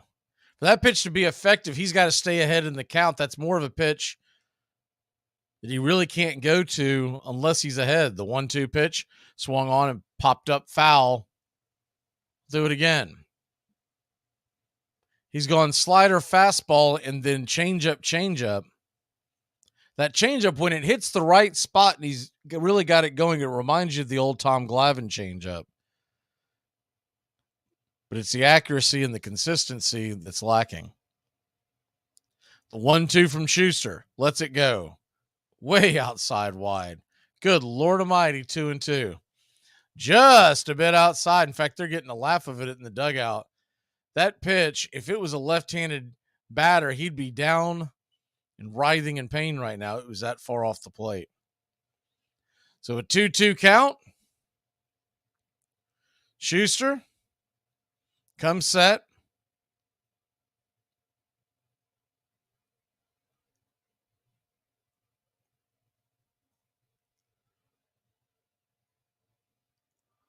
Waiting for the action to resume. Here we go. The 2-2 pitch. Schuster lets it go. Swing, and that ball's belted high and deep. That ain't coming back. It's 2-0. He laid that one in there. That was that changeup, but he got way too much of the plate. Way too much of the plate. 107 miles an hour off the bat, 425 feet. The Giants lead it 2-0. Well, we knew we were going to have to score runs to win this game. Jared Schuster already probably making travel plans back to Gwinnett.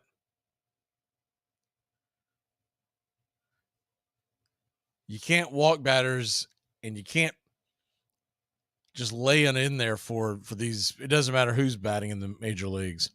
First pitch on the way. Right there for a strike on the inner cut. It's 0-1. The 0-1 pitch swung on, pops it up. Can of corn. Who wants it? Looks like it'll be Acuna. He calls off Nicky, and that'll end the inning. So almost 3 up, 3 down, but gives up the gopher ball, and we'll be back in a flash. Braves trail 2-0. American history lesson. You don't know nothing about Lady Liberty. Standing there in the hop with her torch on high, screaming out to all the nations of the world, send me your poor, your deadbeats, you filthy. And all the nations sent them in here. They come swarming in like ants. And they're all free to live where they feel safe. And they bust your head if you go in there. That's what makes America great, buddy. Braves country today. We're talking Southern sports. We go live 3 to 5. Weekdays, Braves country today. Southern sports talk, talking college football, the NFL, Major League Baseball, and what's trending in the world of sports. Braves country today. We go live 3 to 5. Weekdays. Here's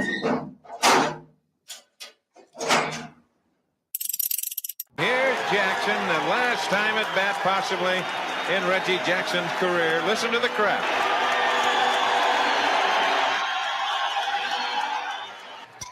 Broken bat up the middle, base hit, Reggie Jackson. Anyone else find functional alcoholics fascinating? Like, these will drink a 30-pack of the most disgusting beer on earth, get blackout drunk, and then wake up the next morning at 6:30 a.m. and go to a manual labor job in the direct sunlight where they work all day. The only thing that they'll consume is like a gas station hot dog and Mountain Dew, and they will be totally fine. And then when they're done work, go right back to drinking again and do the whole thing all over.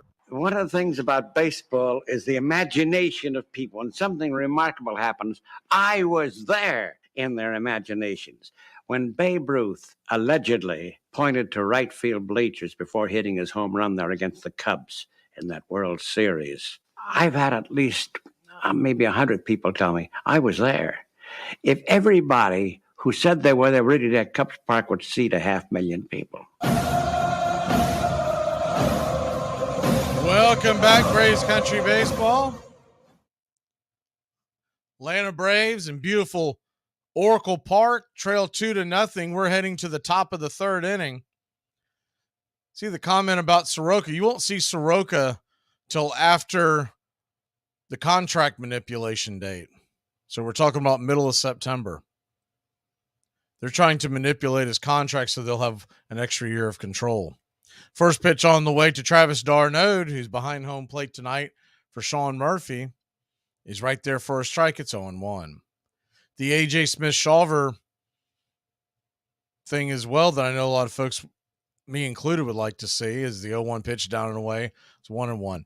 Shawver has landed on the 10-day IL down on the farm with shoulder inflammation. So I don't know if we'll see him again this year. The 1-1 pitch, swing and a miss up top. It's 1-2. Now the good news is Kyle Wright pitched Thursday and was remarkable. Now it was on single A, so take it with a grain of salt as the 1-2 pitch is fouled back. He threw 26 pitches, 23 were strikes. Went 3 innings. For folks wondering why he only went 3, that's what they had him planned for. 3 ups, as they call it. The 1-2, outside, 2-2. So it didn't matter how many innings he was going to throw. They only wanted him up and down 3 times. So he threw 26 with 3 innings. They'll probably try to stretch him to 4 innings this next time. The 2-2 pitch inside, 3-2. So a full count to Travis d'Arnaud.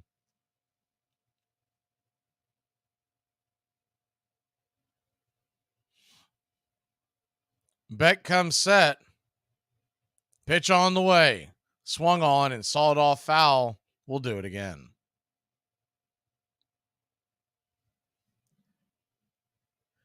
We will have the roster expansion come Friday, and that's a key date because it's a 3-2 pitch. Swung on. That ball's fouled down the line. 3-2. Don't be shocked if we get some version of a bullpen game down the road because of it.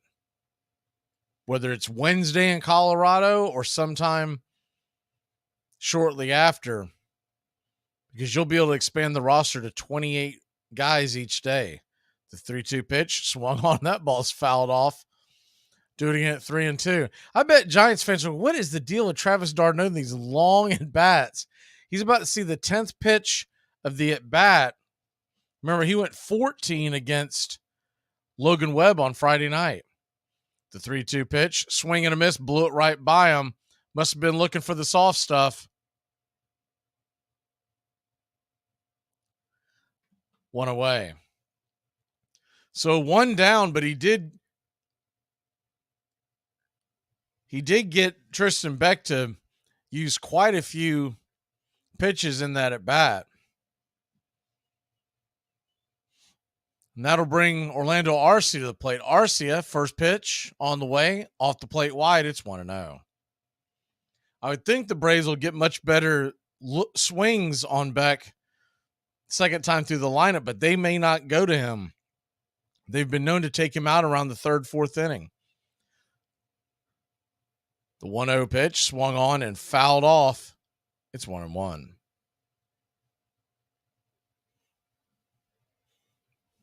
They could roll the dice, but that could be Kapler's strategy, is to just have him see the lineup one time through and then go to the pen. You got a 1-1 count. Orlando Arcia. Nicky Lopez stands on deck. Acuna in the hole if they could keep it going. The 1-1 pitch.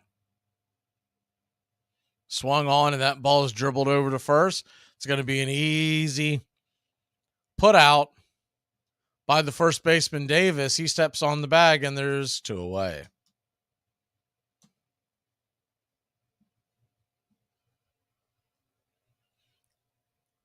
Braves trail 2-0. Top of the 3rd inning. Atlanta's won 4 of the 5 games in this season series with San Francisco, looking for a sweep out here on the coast.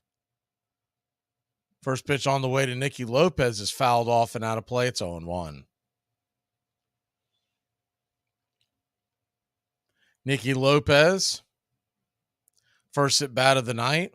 The 0-1 pitch, way outside wide. 1-1.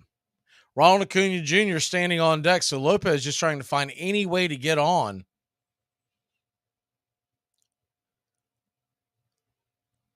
The 1-1 to Nicky. Lets it go high, 2-1. So you got a 2-1 count.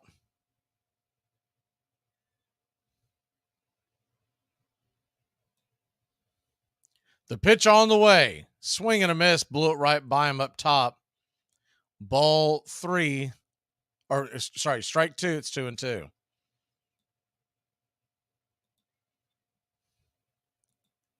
You had a 2-2 count. Lopez trying to find a way to get on. Righty-lefty matchup. Beck comes set. Lets it fly. Swung on and fouled back out of play.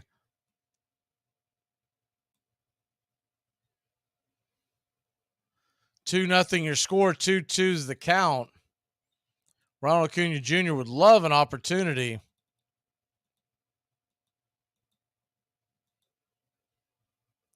to come to the plate this inning, representing the tying run. The 2-2 pitch, swing and a miss, another strikeout by Lopez, and that'll end the inning.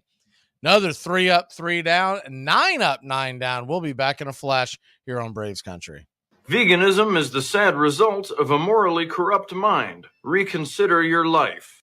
When I grow up, I want to work for a woke company, like super woke. When I grow up, I want to be hired based on what I look like rather than my skills. I want to be judged by my political beliefs. I want to get promoted based on my chromosomes. When I grow up, I want to be offended by my coworkers and walk around the office on eggshells and have my words policed by HR. Words like grandfather, peanut gallery, long time no see, no can do. When I grow up, I want to be obsessed with emotional safety and do workplace sensitivity training all day long. When I grow up, I want to climb the corporate ladder. Just by following the crowd. I want to be a conformist. I want to weaponize my pronoun. Armchair.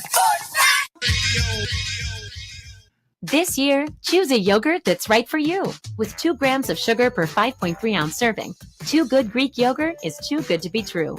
So Delicious dairy-free yogurt and Silk yogurt alternatives are delicious plant-based swaps you can enjoy by the spoon or add to recipes.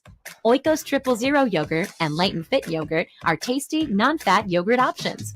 So many flavors, varieties, and possibilities. Elevate any recipe and your everyday with yogurt. So I was talking to my neighbor because I heard some commotion going on at his house. And I was like, what the hell was going on at your house? He said, girl, I had 2 girls fighting over my ass and I had to call the cops. I was like, damn. He said, yeah, I had to call the cops because the ugly one was winning. We would play ball in the afternoon and down to the auditorium. That night, we would all go down to here, Duke Ellington. That's father.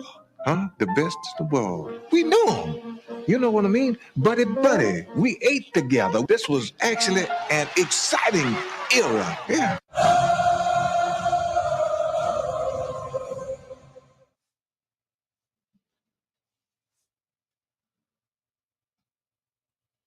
Welcome back to Braves Country Baseball. The Atlanta Braves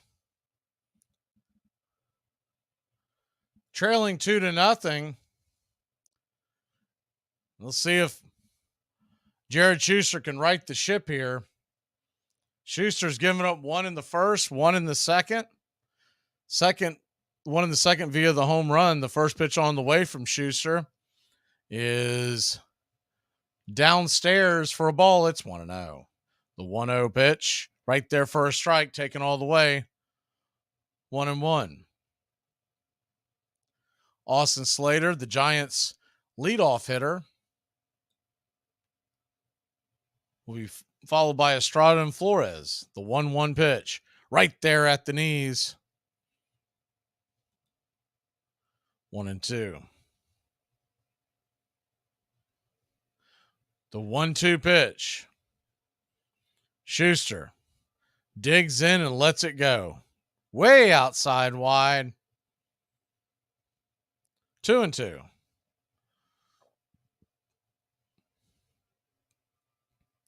So a 2-2 count from Schuster, once again running his pitch count up. The pitch on the way from Schuster, inside ball 3, 3-2.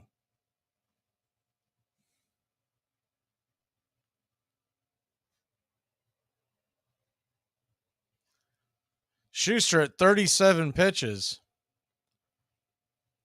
The pitch on the way, payoff, swung on and fisted foul out of play. We'll do it again.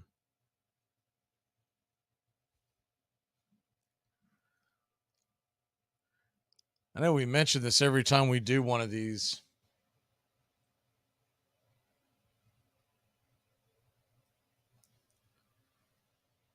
Sunday night baseball games, but my God, the ESPN does not know how to do baseball. The 3-2 pitch misses outside, high and wide, ball 4.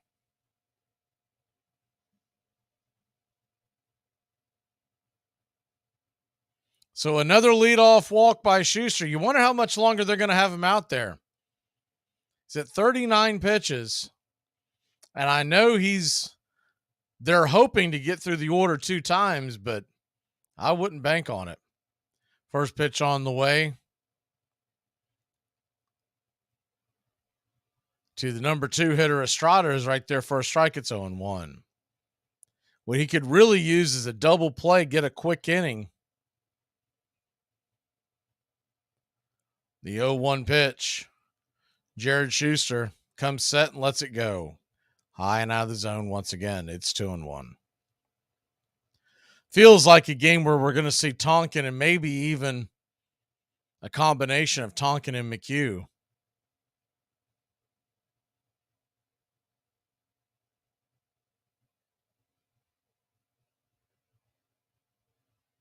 One count. Schuster flips it over to first to keep the runner close by. Honestly, that's not a very good, it's not a very good pickoff move. He just kind of stepped off the mound and threw it over there like he was warming up. The 1-2 pitch, swing and a miss. 1-1 pitch, excuse me, swing and a miss. It's 1-2. So you got a 1-2.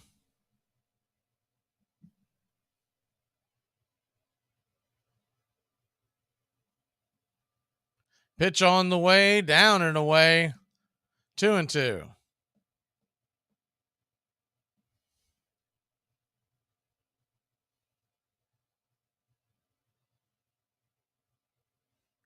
Braves trail 2-0.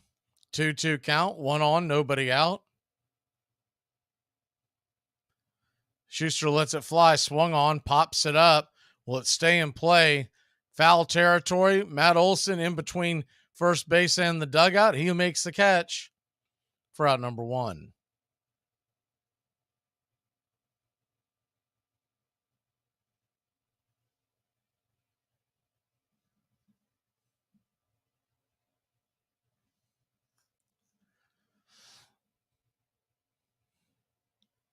So 1 down.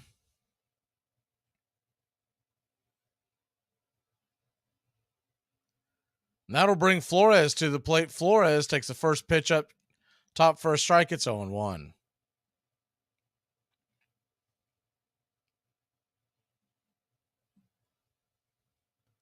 Schuster's really in there essentially to give everybody an extra day of rest. That's pretty much his, for folks who may think he's going to have a permanent spot. It's just, this is it.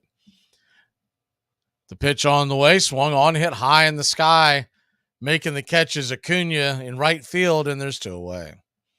And it works out perfectly for Atlanta because they've already won the series. And they hope they can win the game, but it's one of these things where you play 162 of these. Sometimes you're going to be behind the 8 ball, and this is one of them. The wind is really starting to pick up, by the way. It's really blowing out. So that could be advantage Atlanta with our bats. First pitch on the way to the number 4 hitter. Davis is in the dirt for a ball. It's 1-0.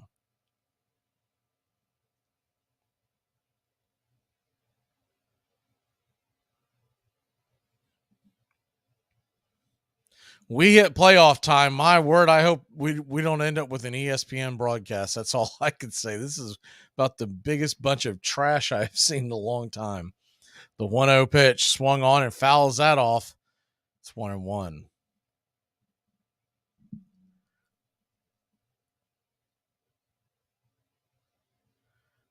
San Fran 2, Braves nothing. Bottom of the 3rd. 2 outs. The 1-1 pitch swung on and fouled away. It's 1-2.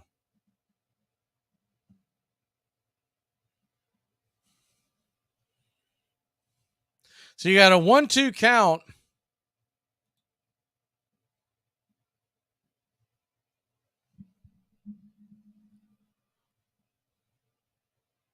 The pitch on the way. Swing and a miss, strike 3. Schuster gets himself a strikeout. How about that? Miracles do happen. We'll be back in a flash here on Braves Country. Hey, Dad. Yeah, bud? When you were a kid, what did you want to be when you grew up? Well, I wanted to be a rock star. Why didn't you become one? 'Cause of you, bud. I smiled at one girl in a cell phone store, and now here I am stuck eating cereal for dinner with a kid. You'll always be a rock star to me, Dad. You ruined my life. Throw it again! Ozuna down the left field line, and we're tied at 5. Quotes in Spartan history. When King Agesilaus was questioned about how Sparta lacked fortifications, he would merely point at his men and say, "These are Sparta's walls." When the aging king was asked, "How far do Sparta's boundaries reach?" he simply held out his spear and answered, "As far as this can reach." When King Philip was expanding his empire across Greece, he sent a letter to the current Spartan king, asking if he wanted him to enter his lands as a friend or a foe. The only response Philip ever received was a single-word reply, "Neither." When King Philip of Macedon sent a message to Sparta, he said, "If once I enter into your territories, I will destroy ye all, never to rise again." The Spartans' reply was simply the word, "if." Armchair. Satchel Paige had a good arm, a strong arm with no muscles. He had just like a slingshot. I grabbed his arm one day. I said, "Hey, Satchel," I said, "You ain't got muscles." He said, "No, but I can sling that ball up there." He knew how to pitch. See, that's one thing. And then, when he got ready to warm up, he wouldn't look for no plate or glove. He'd try to find him a piece of chewing gum or match them. He said, "This is what I'm aiming at." See, and he would throw it. And then another thing about Satchel, he when he was on the road, he liked to drive fast. So I was driving, and so we was going from Little Rock to New Orleans. He says he called me home. He said, "Hey, homie." He said, "Pull over." I said, "What for, Satch?" He said, "There's a man behind us in a wheelbarrow." He said, "We want to let him by." I was doing about 80, and so hey, at that rate, hey, I wasn't going fast enough for him. Welcome back to Braves Country Baseball, the Atlanta Braves. Trailing 2-0. That's the bad news. The good news is the wind is blowing out. This will be the second time through the order the Braves will see Beck, assuming they leave him in through the duration. Beck becomes set. Righty-righty matchup. Ronald Acuna Jr. steps in, and the first pitch on the way is a little off the plate wide for a strike. It's 0-1.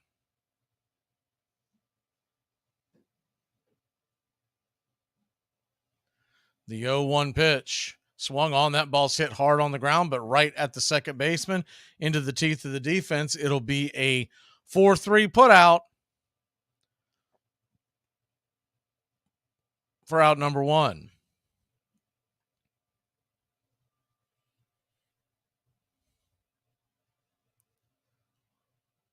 So 1 down, and that'll bring up Michael Harris a second. He popped up his first time up.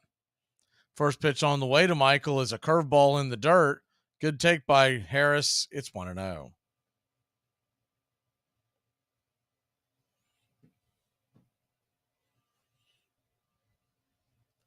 The 1-0 to Harris. They set up inside. Inside almost gets him. Michael has to spin out of the way. 2-0. So a 2-0 count. Braves still looking for their first base runner. Beck lets it fly. Slider top of the zone. It's 2-1. Wind is really whipping out towards, we'll call it right center field. Checked it at the break as the 2-1 pitch. Just away. Ball 3-1. It's up around 15 to 20 miles an hour right now. Pushing the ball out of the stadium. The 3-1 pitch. Swung on, pops it up. Well late on that pitch. That's not going to get anywhere, and it's an easy out number 2. F7 in your scorecard.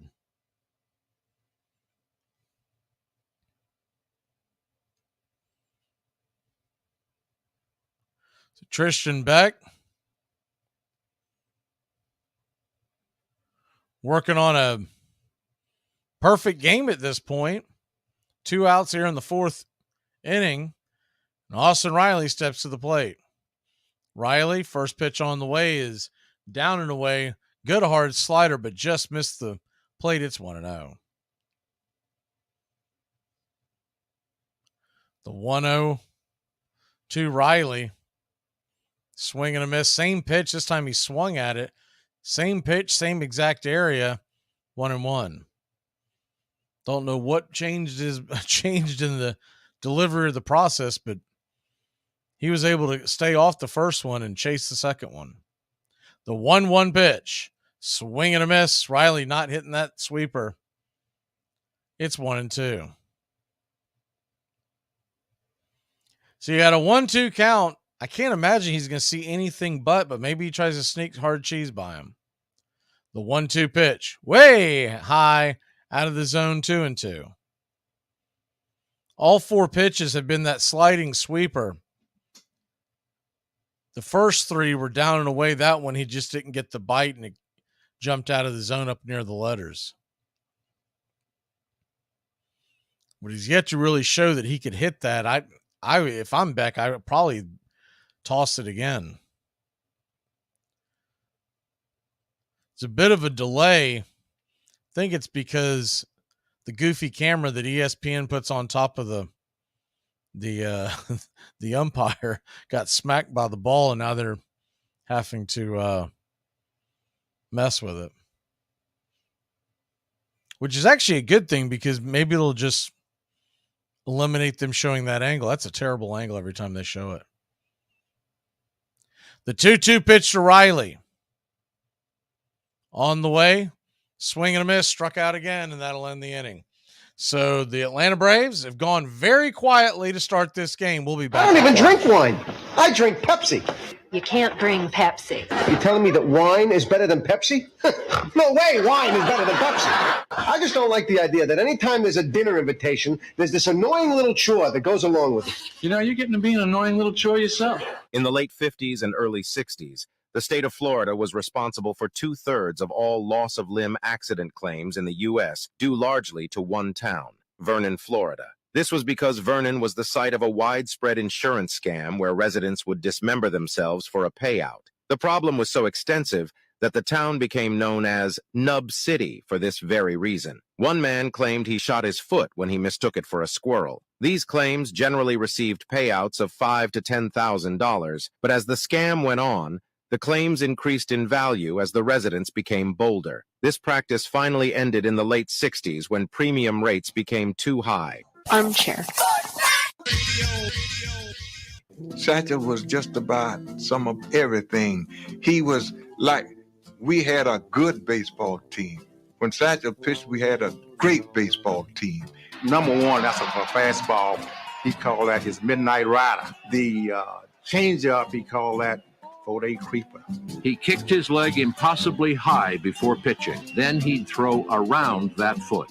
I was playing with Toledo Crawford, the first team in 1940, and I heard about Satchel. So I said, well, I'm going to stay up here a whole week after the season over and see Satchel, because I'd never seen him before. So I was up in the grandstand, bashful like I was, you know. I'm way up by myself, and the game started, and Satchel threw the ball. I didn't see anything. The man threw the ball back. He threw it again. I didn't see nothing. I said, he playing shot ball? So next inning, I went down there behind the stop. I just saw a little glimpse. He was throwing the ball. But in the grandstand, I couldn't see it.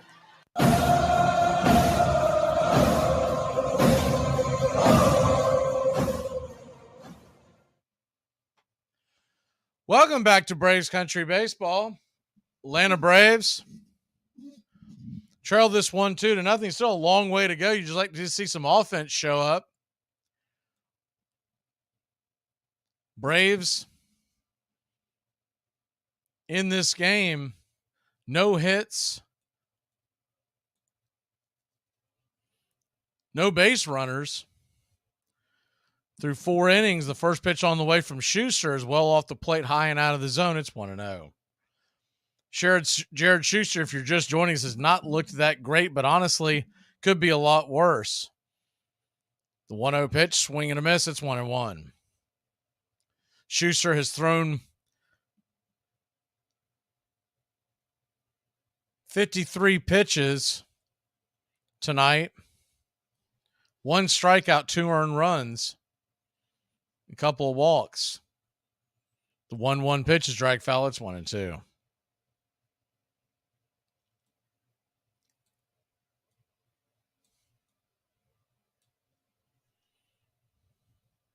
The 1-2 pitch on the way, down and away, 2-2. So he tried to get him to chase that changeup. That changeup just isn't there tonight. He's thrown 3 changeups that have looked pretty good. The rest have either gone flat or hung. The 2-2. Fastball misses down below the knees. Another full count. To Bailey, standing on deck as DeYoung. Ramos would follow.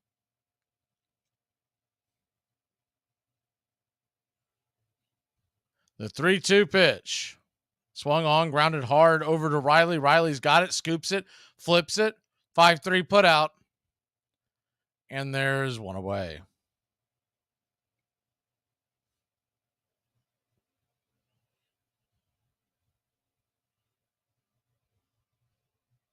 One down. It would be a small miracle if Jared Schuster could give the Braves 5 innings somehow and keep the damage to a minimum. This is the second time through the order. First pitch on the way to DeYoung is off the plate wide for a ball. It's 1-0. The 1-0 pitch. Rocks and fires. Swing and a miss. That was a pretty decent change. It's 1-1.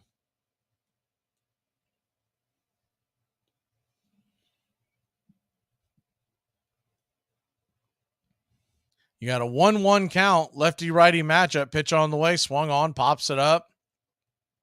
Well out of play. 1-2.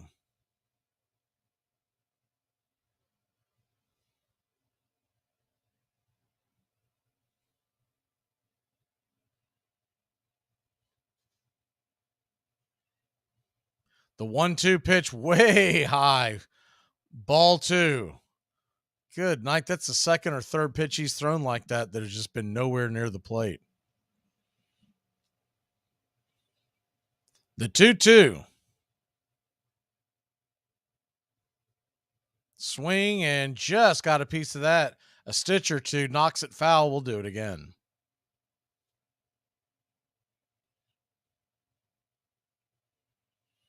Braves trail 2-0. Bottom of the 4th inning.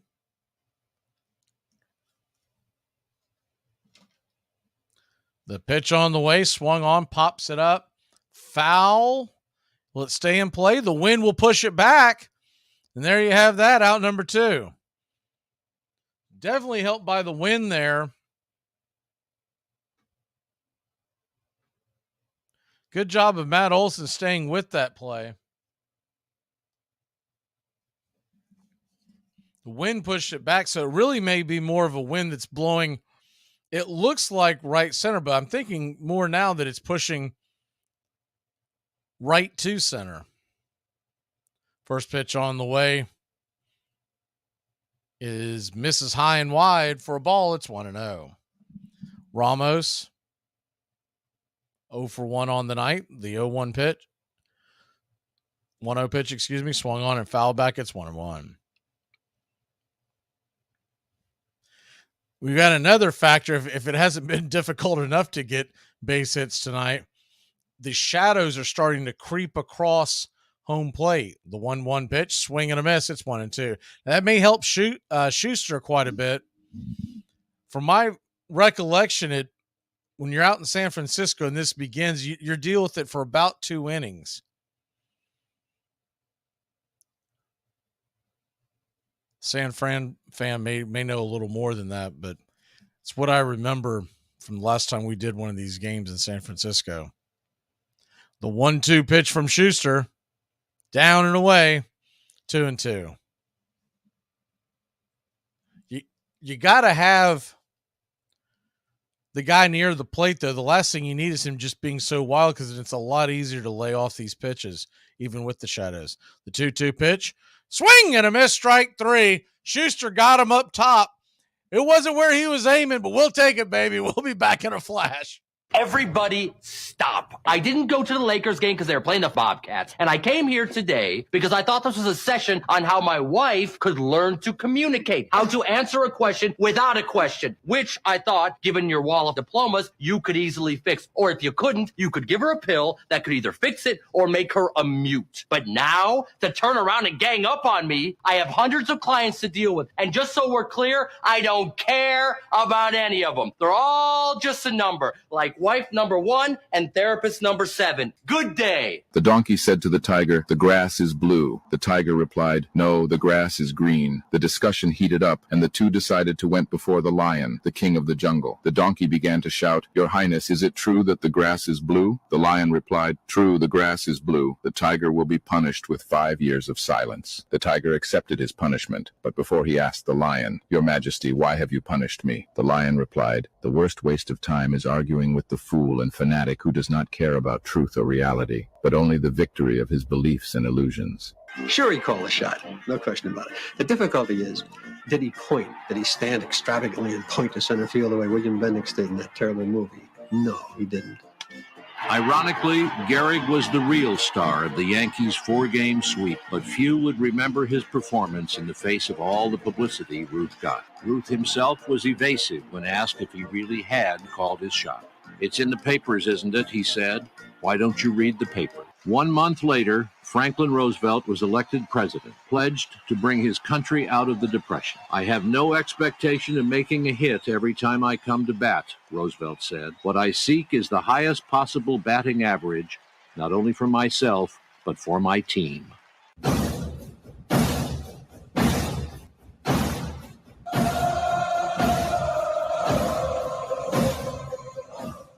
Welcome back to Braves Country Baseball. Atlanta Braves trail this 1-2 to nothing. Matt Olson will lead it off. Seeing the highlights of this, I guess that was the finals for the Kids World Series. I didn't watch hardly any of it. They just oversaturated with it on ESPN. It started like a month ago. It was on every single day, and what little interest I had, I lost quickly. First pitch on the way to Matt Olson. I was off the plate wide for a ball. It's 1-0. I used to watch it when the only game you got was the championship game, and it was cool. It was different, but now they've just leaned all into it, and feels very exploitive in my book. Got these kids working in a sweatshop. They're playing back-to-back double headers all day long. So you got a 1-1 count to Olson. He's fighting the shadows. Pitch on the way, swung on, pops it up. That'll go back and out of play. They're going to leave Beck in there. Interesting. He's at 56 pitches. We mentioned in the pregame, I haven't seen him go deeper than the 52 from a couple of starts ago, but I guess he's pitching so well that they're just going to let him go. Fair enough. The 1-2 pitch in the dirt. Good take by Olson. It's 2-2.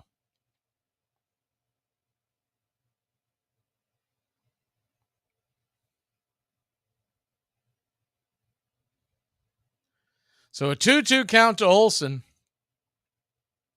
The pitch on the way. Off the plate wide. Ball 3, 3-2. Braves still looking for their first base runner. Giants have a perfect game going. The 3-2 pitch. Off the plate wide. Ball 4. So Atlanta normally do this for a base hit, but it's been dry tonight. Let's go ahead and give Matt Olson the chop, our first base runner of the night. Finally getting back out of the windup. Maybe although he pretty much pitches from the stretch, maybe it'll have some kind of effect on him. First pitch on the way to Ozuna, representing the tying run, is right there at the knees for a strike. It's 0-1.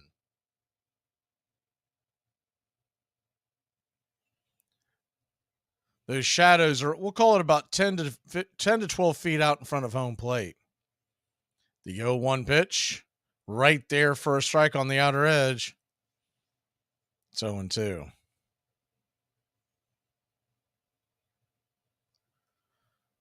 Braves nothing, San Francisco 2.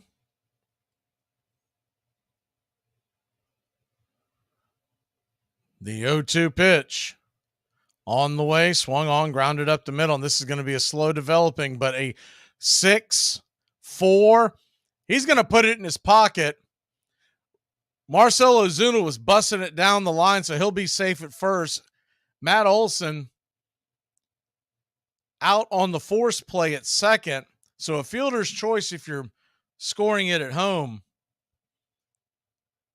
1 on, 1 out. Ozuna will take Olson's spot on the base paths, and Olson will go grab a seat and a drink. That'll bring Eddie Rosario to the plate. Eddie Rosario, righty-lefty matchup. The first pitch on the way to Eddie. Swing and fouls it back 95 miles an hour. Out of play. It's 0-1.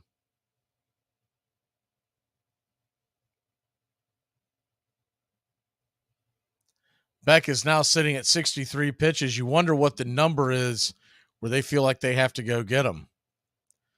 The 0-1 pitch drifts inside for a ball. Good take by Eddie.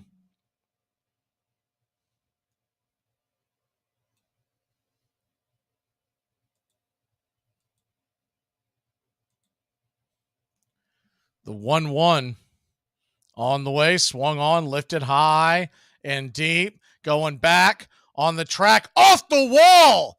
It is off the wall. Your Atlanta Braves have their first base runner. Marcell Ozuna had to hold up for a second. Looked like the ball could be caught, but the Braves are on the board as far as getting a base runner. It's still 2-0, but we've got runners on second and third and just one away. Eddie Rosario put it into the gap. If it wasn't in that deep part of the left center field alley, that ball would have been gone in most stadiums. It's 399 to the wall there in the alley. They're saying that ball went 400 feet, but that makes absolutely zero sense because it's 399. You got to love ESPN. So runners on second and third, one out. If that's a true 399, then that ball went about 398. And it would smack the wall. Scott Alexander, the left-hander, is warming up in the pen, which would make me think that they would go to him, if nothing else, by the number 9 hitter, Nicky Lopez, who's a lefty. First pitch on the way to Travis d'Arnaud is well off the plate, wide for a ball. It's 1-0. Kenyon says bunt. I mean, I would if this is MLB The Show. I don't know if they'll do it. The 1-0 pitch right there at the knees, guns it down to third, and the ball's going to get away. And Marcell Ozuna thought about racing home. The ball got away, but it took a weird hop, and the shortstop for the San Francisco Giants, DeYoung, did a good job of backing it up and was able to stop it. Ozuna's probably dead meat.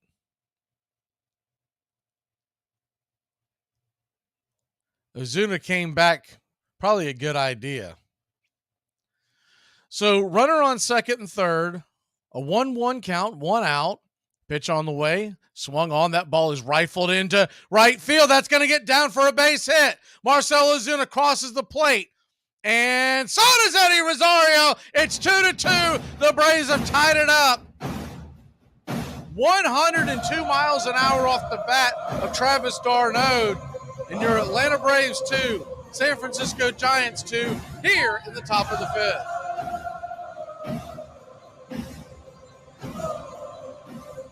Good base hit by Travis d'Arnaud. They were playing him to pull, which is really strange. I've seen this a few times.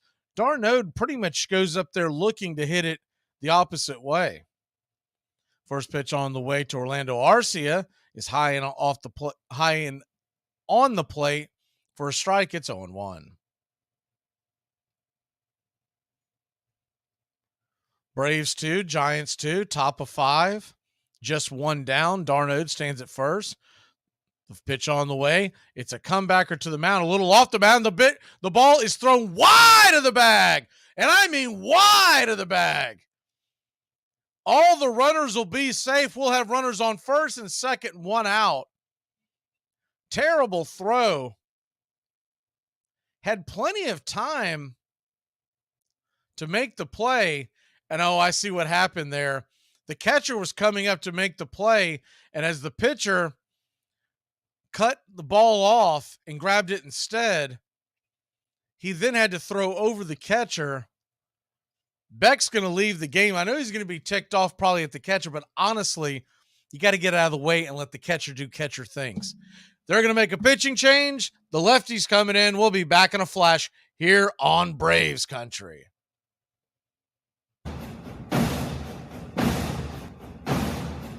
I'm so old. We used to take a shower in our uniforms because, you know, because we flew commercial my first few Wait, years. time out. There's no era where you did it. Yes, it is. Stop, you're making this up. No, I'm not. There's no way that you were supposed to wash your uniform with it on. When I first, you're making this up. I'm not making this up. Let him finish. When I first got to the NBA, we flew commercial. So when That's you not what I played disagree. the night before and flew the next morning, when was you exactly going to get your uniform clean? You had to wash your uniform yourself. So after the game, when you got to your room, you took a shower in your uniform and dried it and dropped on the commercial airline the next day. Were you with Jed Clampett? Yeah, have you ever heard of this in your life? Well, how are y'all cleaning y'all uniform when you're flying the next morning? You can clean your uniform without showering in it. Well, That is possible. You don't have to have it on. Yeah. No, but it's easier to do it that way. Big news and the big games covered in the Big Ten all year long. Third down and about 22. As Smith drops the throw, he's got his tight end open, but he's got Carter downfield, and he's gone. Michigan leads the game with a first touchdown on a bullet, a bomb. The Carter, 71 yards. Now State's lead 7-3. There he goes. So long. Ohio State touchdown. That's that old 1-2 punch you make to him the first time and then have it the second time. In his career, Lorenzo White 15 times rushed for 100 yards in a half. 5 of those this season. All the way to the 6-yard line. Big Ten football covered in the Southeast. You know, in the other sports, you have time. You have to play against the clock. And when the clock runs out, your chance is over. You play until you lose. And if you can keep that rally alive, if you can keep going, if you can keep getting hits, you can play until a week from now. Nothing stops you. Welcome back to Braves Country Baseball. Your Atlanta Braves have tied things up. You stepped away for a second during the shutout, the perfect game they had going in the first 4 innings. The Braves have scored 2 runs off of 3 hits. They actually ruled that a hit. I mean, honestly, that was an error by Beck, but we'll take it. The left-hander Scott Alexander comes to the plate, and Alexander will face Nicky Lopez, lefty-lefty matchup. First pitch out and away for a ball. It's 1-0. Scott Alexander, the southpaw for the Giants. 34-year-old. Pitch on the way. Swung on. That ball is going to get dribbled into left field. It is down for a base hit. Here comes Travis d'Arnaud. He is safe! Safe! Safe! The Atlanta Braves have taken the lead 3-2. Holy cow! I didn't think he was going to get there. I think San Francisco may want to take a look at this. But as it stands right now, a nifty slide by d'Arnaud. I was really surprised they sent him. d'Arnaud came in. The ball, no, he's safe. That's for sure. He's safe. I don't know what in the world Bailey was talking about. Maybe he thought he didn't touch the plate. He touched the plate. That was a hell of a slide by a slow man. That was better than Sid Bream. So the Braves got a 3-2 lead. The first pitch on the way, Ron Acuna Jr. slaps that foul back and out of play. It's 0-1.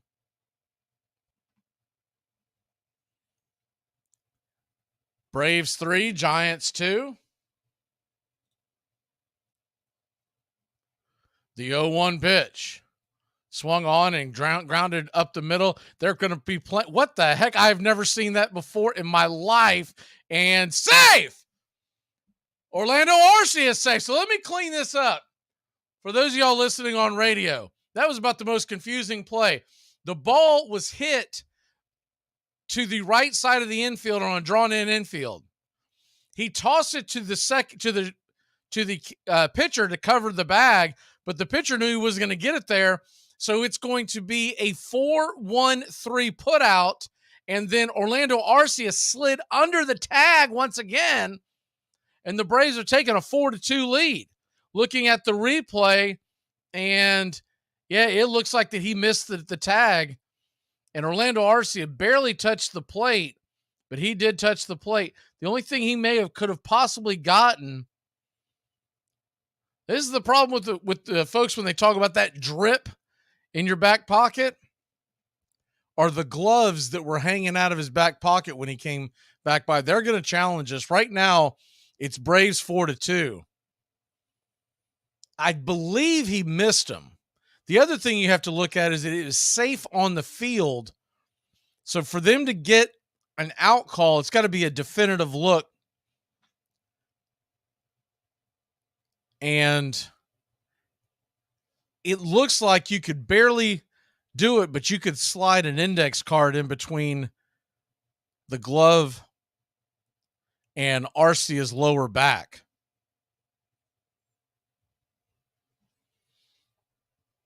So we'll see what happens here. Once again,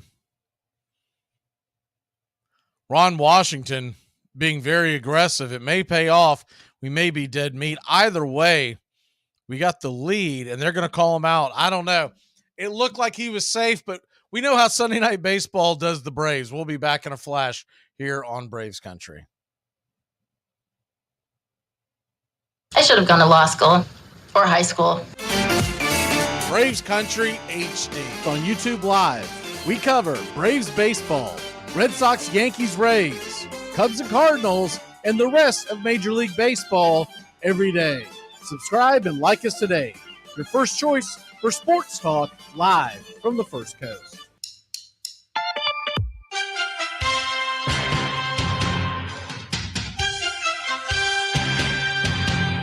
Stay locked in on Braves Country HD. Always just moments away from the big play. There's Cunningham. Dodges left and puts it way downfield for Fred Barnett, who has the catch. And the race is on. There are no flags. A 95-yard touchdown.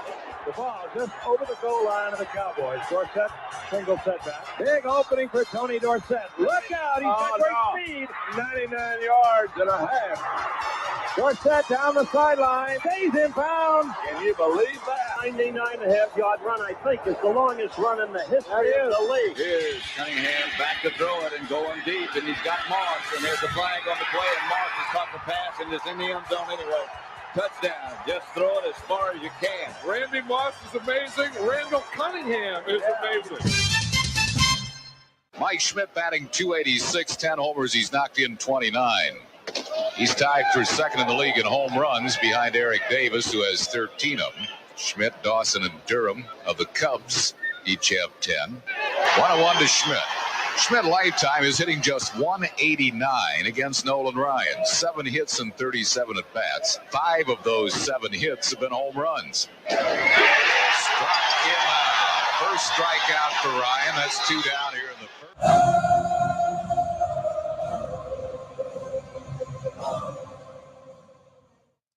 Welcome back to Braves Country Baseball. The Atlanta Braves have taken the lead 3-2.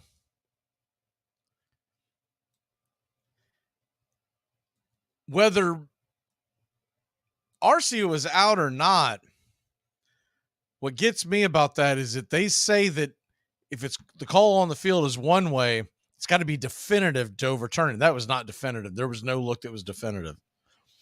First pitch on the way from Schuster is down low for a ball. It's 1-0. The 1-0 from Jared, top of the zone right there for a strike. It's 1-1. Though that was a long inning, the shadows are still just before home plate. Just past the pitcher's mound before the ball heads to home plate.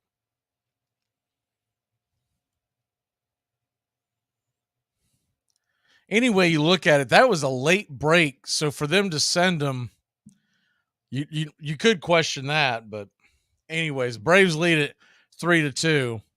The 1-1 count from Schuster, way high, wide, ball 3-2. So the Braves are giving Jared a 1-run lead. They'd love to get him through this one more inning. and then probably turn it over to the pen. It's well rested. Pitch on the way, swung on, pops it up high down the right field line. Making the catch is Ronald Acuna Jr., and there's one away. Good chase down by Ronnie. I didn't think he was going to have time to get to it, but the wind might have held that one up.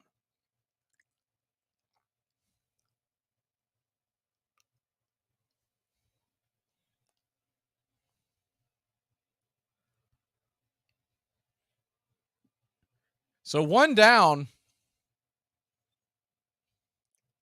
That'll bring Matos to the plate. He'll take the first pitch for a strike. On the outer edge, it's 0-1.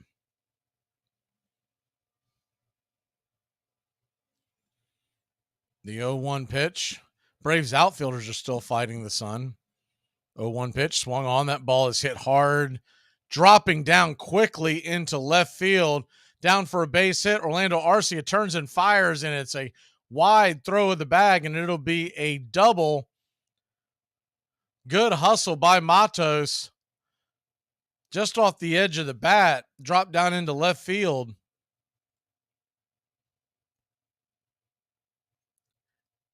And they've got, once again, they have, I would say it's got something to do with the fact that they don't have a lot of faith in Rosario's ability to go back to make plays, but they routinely have him playing so deep that he has no shot of getting to balls like that. So Orlando, knowing this, went out there and hustled, made it a closer play than it could have been because Orlando was off balance, throwing it towards second. First pitch on the way from Schuster is down and away for a ball. It's 1-0.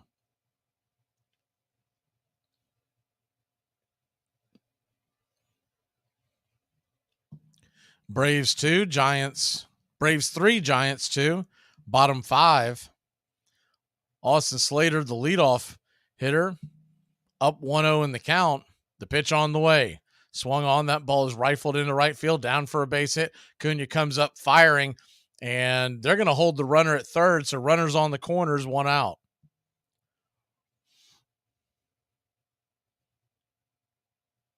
So you got runners on the corners and 1 out. Jared Schuster, who is not a strikeout pitcher, is in quite the tough pickle right now. He's got Estrada coming to the plate. On deck is Flores.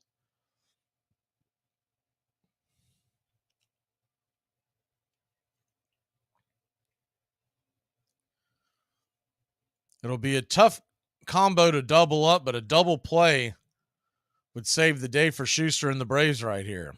First pitch on the way, swung on, pops it up. Will it stay in play? It will not. It's 0-1. He would take a pop-up as well. The way this wind is whipping around, I prefer the ball stay on the ground. Braves 3, Giants 2. Schuster now at 77 pitches. Southpaw trying to get through 5. The 0-1 pitch, way high, 91 miles an hour, just above the letters. It's 1-1.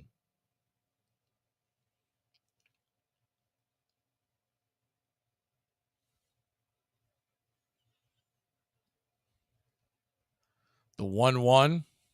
Schuster comes set. Looks back the runner, lets it go. Down and in. 2-0. I'm sorry, 2-1. Thairo Estrada, who is 0 for 2, does have 10 home runs. Last thing you want to do is face Flores with the loaded bags. The 2-1 pitch, swung on, drags that foul towards the third base dugout, and it's 2-2. Warming up is Colin McHugh. I'll hold for applause. The 2-2 count, 2 on, 1 out. I thought we might see Tonkin here, but it looks like McHugh's going to be the choice. The pitch on the way. Swung on and hammered foul down the third base line. We'll do it again at 2-2. Very well could be the last batter. Now, if he were to strike out or pop out, it would be interesting to see if they would let him face Flores. He's arguably one of their more seasoned and accomplished hitters. The 2-2 pitch. Downstairs. Did he go around? He did not. So now you got a full count. Full count to Estrada. Schuster.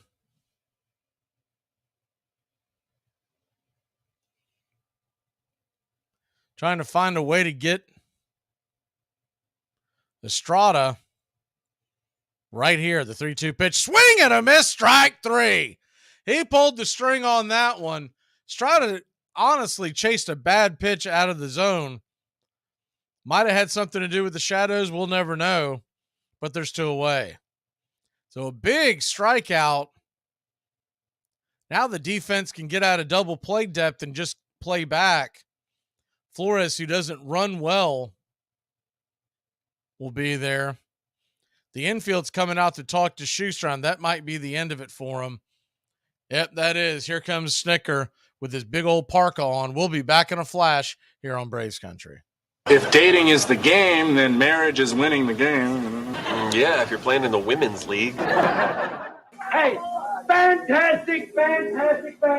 Every single one of you. I mean, I'm not just talking about these last 60 minutes. I'm talking about the quarterback schools, the mini camp, the off season, the training camp, down in Austin when it was hot and you were tired, the whole bit. Everybody, you did one hell of a job. And the only thing else I got to say is, how about them Cowboys? Armchair. To protect his family from disaster, Steve used his camera phone. Done. By taking pictures of his important documents, Steve can always have them stored online. Learn more simple disaster prep tips at ready.gov. A message from FEMA and the Ad Council. Hey, Braves Country. Braves Country HD is bringing you Braves Country Baseball all year long. Hi, I'm Mac Magee. We'll be bringing you play-by-play, pitch-by-pitch, inning-by-inning of your Atlanta Braves. Braves Country comes to you every Tuesday night and Friday night, and 2 bonus games every week. Please like and subscribe to youtube.com/@BravesCountry. First thing about it, and this seems so obvious that maybe we overlook it, baseball is a beautiful thing. It's more beautiful in an old park that's asymmetrical and quirky, but even in a dome with artificial turf, it's beautiful. The way the field fans out, the choreography of the sport, the pace and rhythm of it, the fact that that pace and rhythm allows for conversation and reflection and opinion and comparison.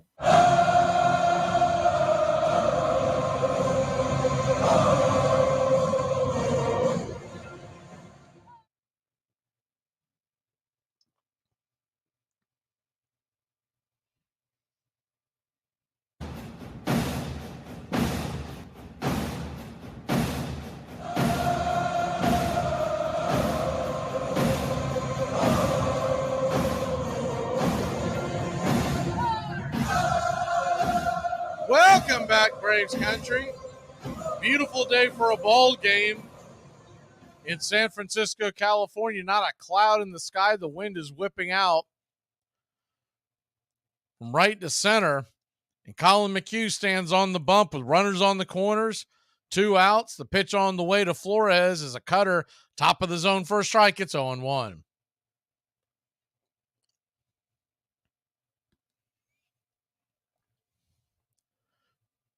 Colin McHugh, righty-righty matchup.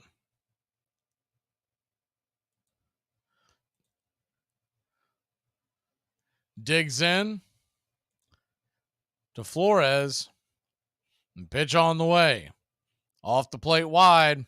Sweeper misses. It's 1-1. Colin McHugh, 36-year-old from Naperville, Illinois.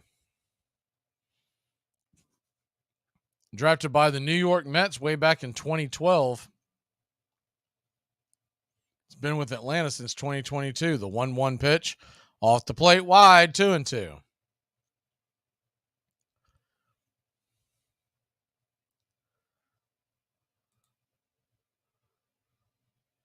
So a 2-1 count, runners on the corners, 2 outs. Braves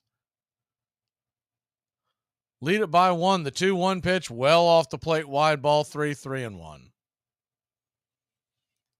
Darno and McHugh keep dialing up that sweeper, and that sweeper has been nowhere near the plate.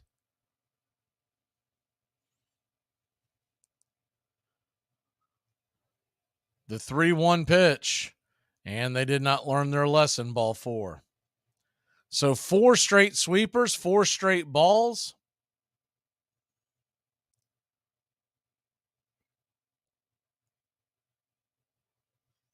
The bases are loaded now with 2 outs. You would have liked to have seen a little more aggressiveness, especially once you get that first strike.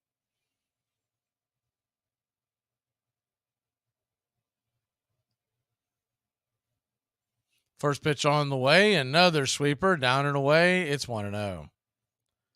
Some of this is on McHugh, but a lot of it's coming off of Travis d'Arnaud and the coaching staff, because they're the ones that going over the game plan. The 1-0 pitch. Cutter right there for a strike up top. It's 1-1.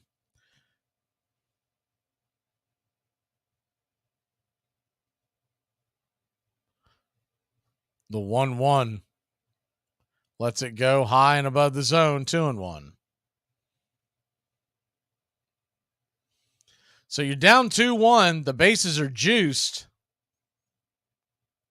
There's 2 outs, so they'll be running at the crack of the bat. The 2-1 pitch. Sweeper again. Not a single sweeper has hit the plate. 3-1.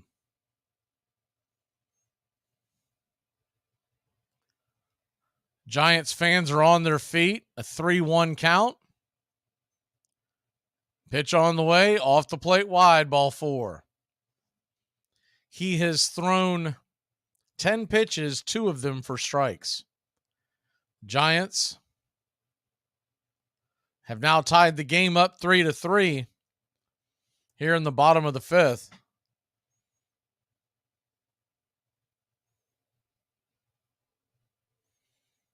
I was a little surprised we didn't see Tonkin, because we haven't seen him in a few days, but they rolled the dice with McHugh.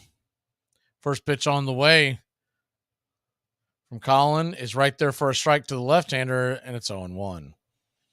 What I've noticed with McHugh is he's usually much better when he comes out for a clean inning. When he inherits runners, it's usually a crapshoot. The 0-1 pitch, swung on and hammered that ball plenty foul. It's 0-2. If they were going to go to McHugh, I would have preferred to see him do it at the beginning of the inning. So an 0-2 count. McHugh tries to dig in and get that final strike. Pitch on the way, 90 outside and up. 1-2.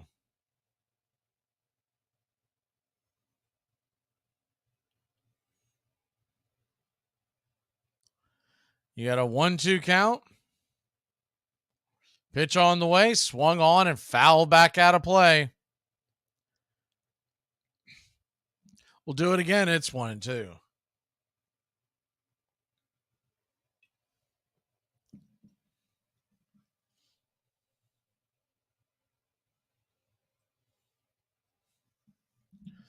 Braves 3, Giants 3. Bottom of 5, bases loaded, swung on, and that pitch is fouled back again. We'll do it again. He's gone sweeper, sweeper, cutter, sweeper, cutter.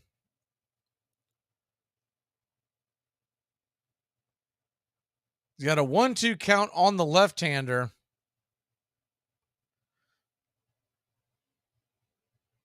The pitch on the way. Down and away. Look like the slider. 2-2.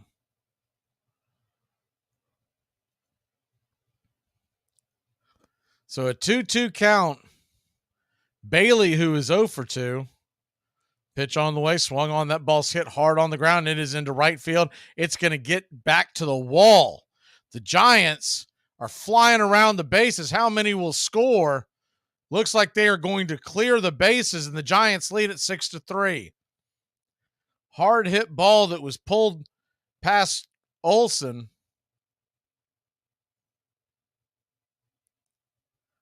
And it's 6-3 San Francisco. Taking another look at the play. Just kind of stuck his bat out there. And the ball, a bit of an Olay. I don't know if the shadows had something to do with it, but the ball went underneath the glove of Olsen.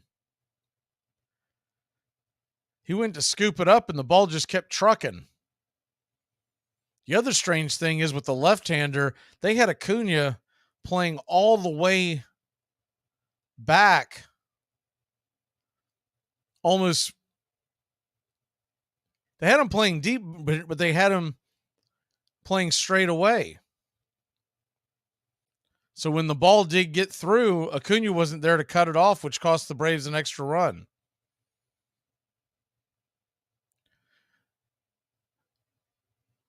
So runner on second, 2 outs, the pitch on the way. Swing and a miss, it's 0-1.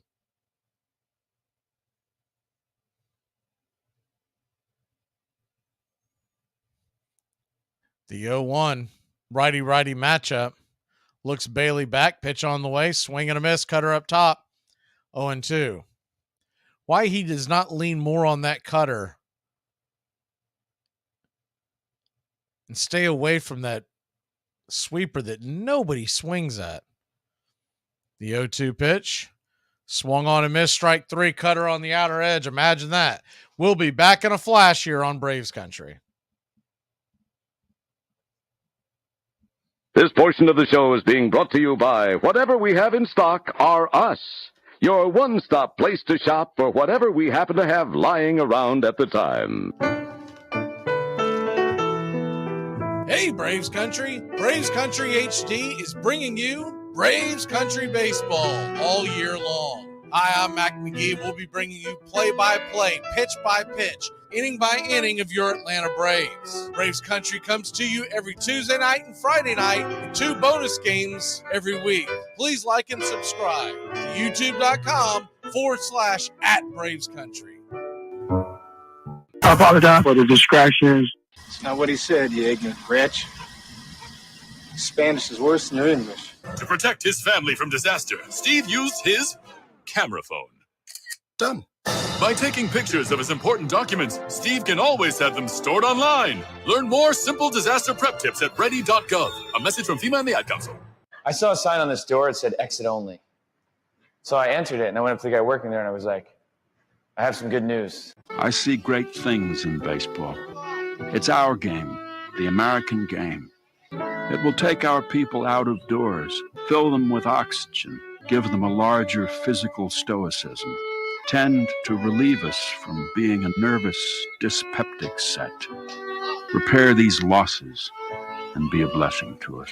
Walt Whitman. You're listening to Braves Country Baseball on Braves Country HD. Please like and subscribe today, youtube.com/@BravesCountry.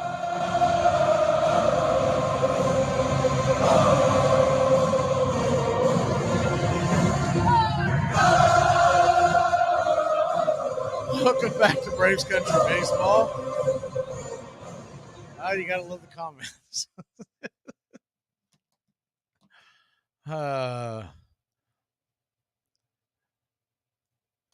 Braves trail 6-3. We head to the top of the 6th. Now, it should get a little easier to hit the ball now. The shadows are gone. Wind is still whipping out of Oracle Park here in San Francisco. The Braves trail by 3. We still got a long way to go. Atlanta try to climb back into this one. Michael Harris II comes to the plate. First pitch to Harris is right there for a strike down the pipe from Alexander, who stays in. It's 0-1. The 0-1 pitch. Lefty-lefty matchup. Off the plate, 1-1. Scott Alexander, 34-year-old. If he sounds familiar, he was on that 2015 World Series team for the Kansas City Royals. Also has pitched for the Dodgers and now San Francisco. The 1-1 pitch is fouled off the plate. It's 1-2. Joined the Giants back in 2022. Before that, he was with the Dodgers for 4 seasons.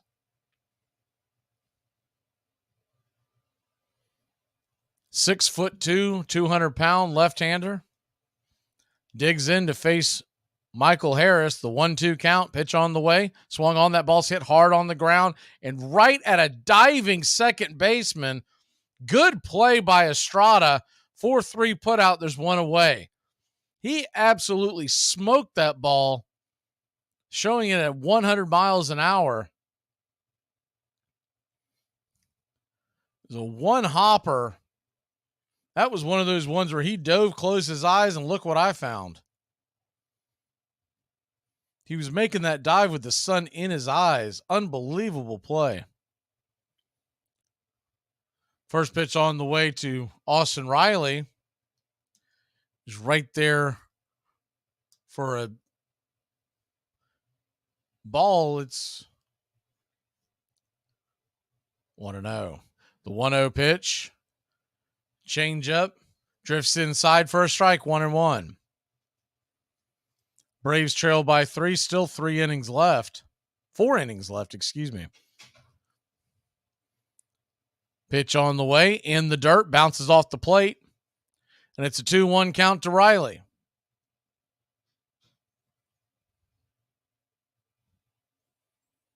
So a 2-1 count. Standing on deck is Matt Olson.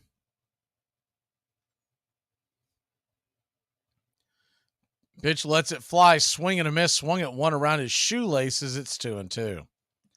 Austin Riley decided to swing at that pitch when he got off the plane the other day in San Francisco. That was nowhere near the zone.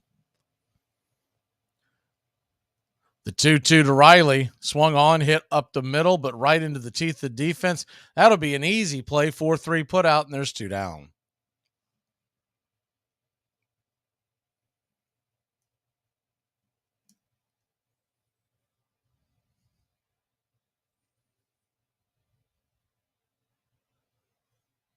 So 2 down, and Matt Olson will take his turn at Alexander. The first pitch on the way to Olson is just off the plate wide. For a ball, it's 1-0.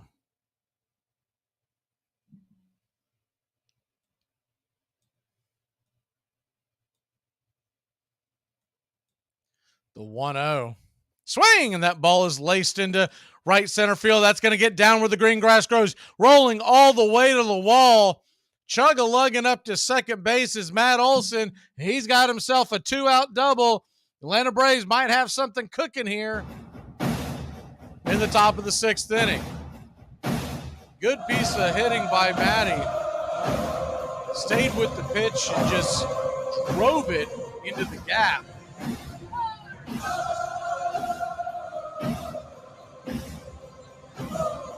That'll bring Marcell Ozuna to the plate. Ozuna, lefty-righty matchup. The first pitch to Marcell is swung on, and that ball is belted high and deep. Going back on the track. Is it gone? It is gone! Ram-a-lamma ding-dong, a 2-run shot, and your Atlanta Braves have cut it to a 1-run lead. His 29th dinger of the year, 103 miles an hour off the bat of Marcell Ozuna. 377 happy feet later, the Braves have cut it to 6-5. How about that? Don't go anywhere, Braves country. This team can score in bunches. I mean, that was a golf shot. He went down and got that with his 9-iron and sent it a packing. Unbelievable. It was hard to see where the ball was going, but from his reaction and then the reaction from Matt Olson, he looked up and you just saw him do a slow pimp jog around second base, and you're like, that ball's gone. First pitch on the way to Rosario is right there for a strike, lefty-lefty matchup. It's 0-1.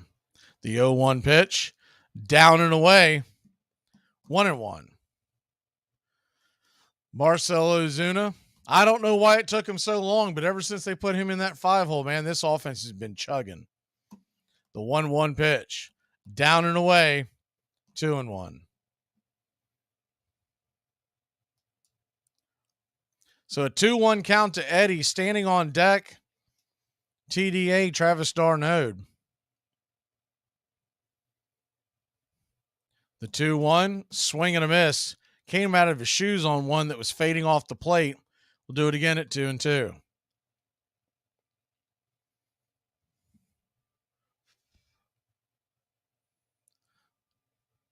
The 2-2. Swung on, and that ball is sliced foul down the left field line.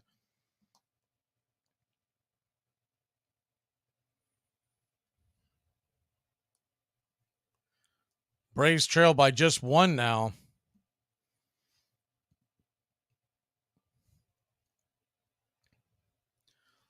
Topsy-turvy seesaw battle once again. The pitch on the way, down and away, 3-2. So a full count to Eddie.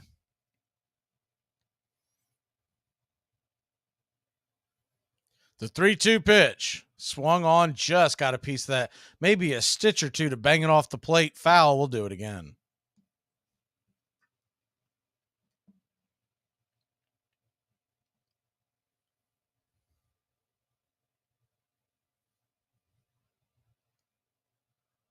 The 3-2 to Eddie, down and away, ball 4. So Eddie Rosario will take first base with 2 outs. See if we can keep the line moving.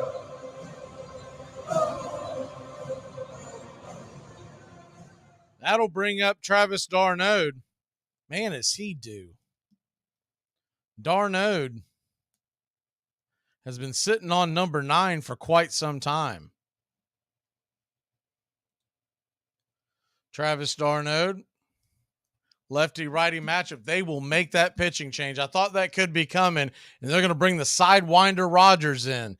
He's a tough one to deal with. We'll see if Travis can figure it out. We'll be back in a flash. Is that the sass we love or the back talk we hate? Unclear. You know, there's a fine line between quippy and mean. I show her Golden Girls. It's just not sinking. Okay. ACC football covered like no other here on the Armchair Quarterback. Against the blitz. Touchdown, Florida State! Rock Preston scores the touchdown. And now it's Bowden's decision, and he sends Mowry onto the field right away. Danny Cannell is the holder. Mowry ties it. This game is over. A 31-31 tie. A 31-31 tie. If you're a fan of the ACC, pull up an armchair. You're home. Here are some baseball facts that you might not have known. Ted Williams is undoubtedly a top 5 hitter in the history of baseball. When he passed away, parts of his family claimed that he wanted to be put into a state of biostasis through being cryogenically frozen. So, surgeons decapitated Williams, froze his body in a giant cylinder, and froze his head in a steel can. This was done with the hope that one day he could be revived from the dead. August 3rd, 1903.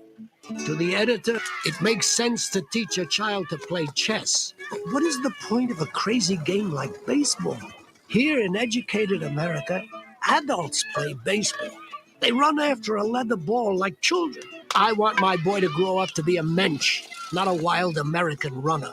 Dear son, let your boy play baseball and play it well, so long as it does not interfere with his education or get him into bad company. Let us not so raise the children that they should grow up foreigners in their own birthplace. Abraham Kahan, editor. You're listening to Braves Country Baseball. Please like and subscribe today.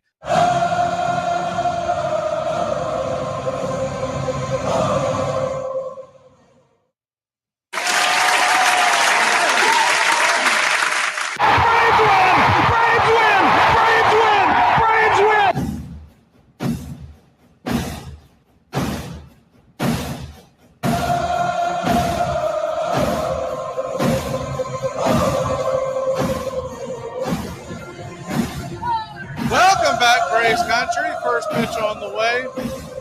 Travis d'Arnaud has fouled off a slider from Tyler Rogers. It's 0-1. Tyler, the brother of Taylor. Taylor's the lefty out of the pen. This is the righty. Kind of comes at you of a submarine version. He'll turn and flip it over to Eddie Rosario. Eddie Rosario may be deciding to run. He does have a very slow delivery. And he's the old school type of submarine delivery. Not quite as low as like a Quisenberry where the knuckles drag the ground, but pretty low.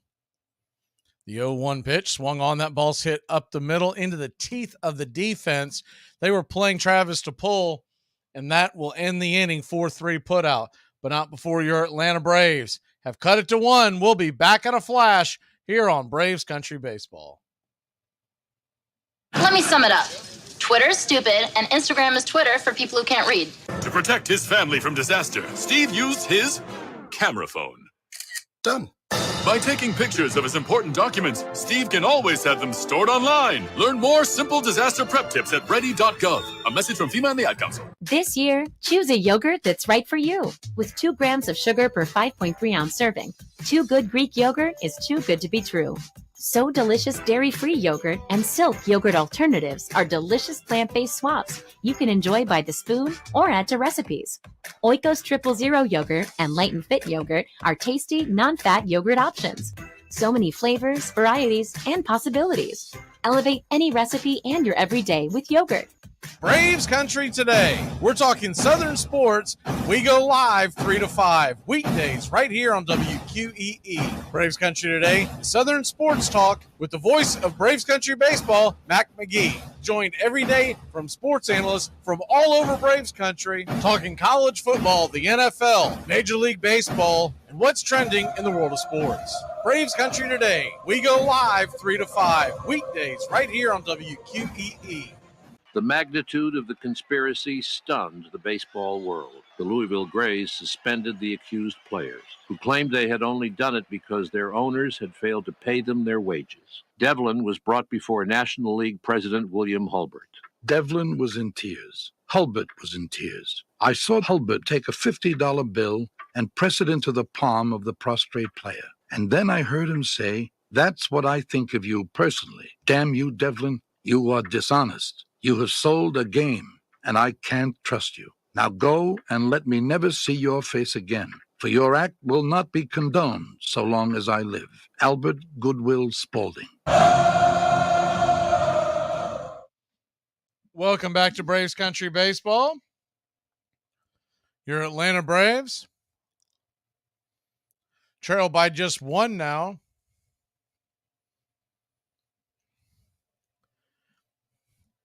As we head to the bottom of inning 6, it will be Colin McHugh back out there. It's about that time to turn back time, so we'll try to squeeze these in as we go along. Colin McHugh misses the first pitch for a strike. Gets the first pitch over for a strike. It's 0-1. The 0-1 pitch, sweeper, misses inside, 1-1. Wade Meckler is the pinch hitter. The 1-1. Little off the plate, but we got the benefit of the call. 1-2. Sweeper on the outside. Meckler is in for Ramos.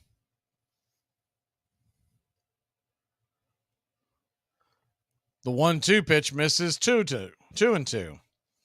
4 consecutive sweepers from McHugh. The 5th one misses way outside wide. Ball 3.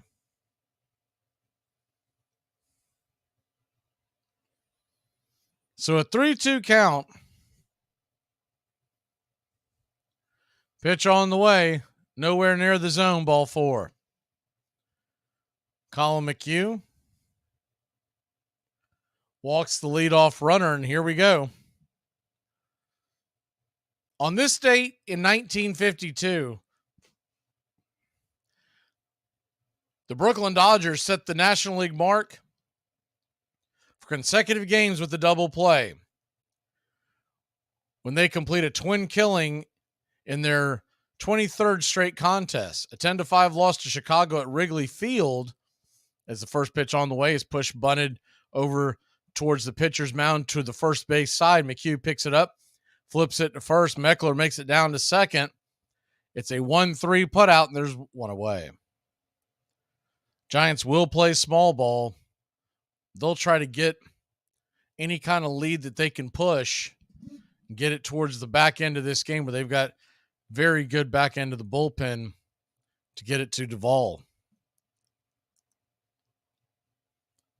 The fifth inning 1-4-3 double play in 1952. King to Jackie Robinson to Gil Hodges leaves the Brooklyn Dodgers too shy of the major league record. They're going to go ahead and intentionally walk Jock Peterson. So you got runners on first and second, one out.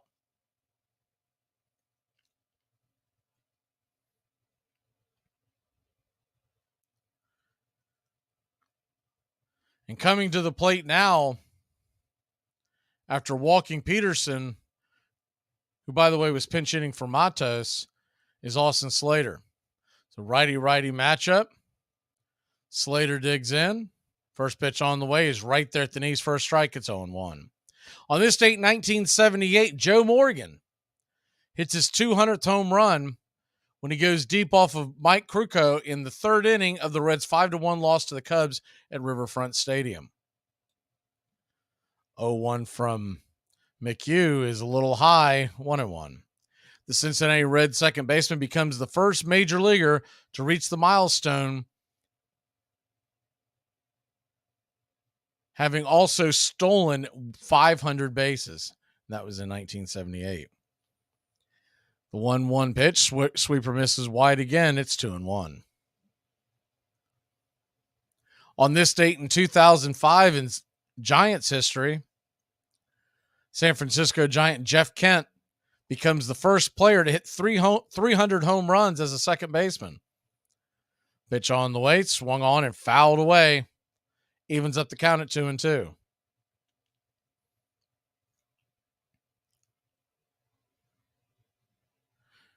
The infielder surpassed Ryne Sandberg, total of 277 the previous September, and is the major league leader at the position. Joe Gordon holding the American League record with 246 home runs. The 2-2 pitch misses outside wide, 3-2. And Jeff Kent should be in the Hall of Fame. That is an absolute... You talk about how much we clamor for Dale Murphy being in the Hall of Fame. Jeff Kent belongs there as well. Pitch on the way, swung on, dropped into center field, playing deep center field is Harris. Here comes Meckler. He will score with ease. And the Giants have a 7-5 lead. Really strange how deep the Braves are playing the outfield. If they face the Giants in the playoffs, their analytics team has got to do some homework. They've been playing deep in the outfield all game long, all series long. And it hasn't cost them because we had Strider and Fried on the mound as much, but Harris was deep up against a leadoff hitter. His feet were 20 feet from the dirt. So runners on the corners, one out. Braves trail by 2. Pitch on the way to Estrada, and it's going to be a push bunt squeeze play. And not only does the run score, the runner is safe at first, and it's 8-5. So Kapler really outmanaging Snicker in this game, has grabbed 2 runs here in the bottom of the 6th. It's a push bunt. This has to be a part of the plan by San Francisco. You notice that ball does not move much. That grass is high in their infield, much higher than you see in most infields. So they must be using that. I don't watch a lot of San Francisco baseball because of the time difference, but they must be using that as a part of their strategy. If you have a much slower grass like that, plays like that can work in your favor. Kranitz is finally going to go out and talk to McHugh, but a few batters too late. They're finally going to get Tonkin up, but a few batters too late. I don't understand why Tonkin wasn't up and ready to roll first sign of trouble in this inning. So runners on first and second, one out.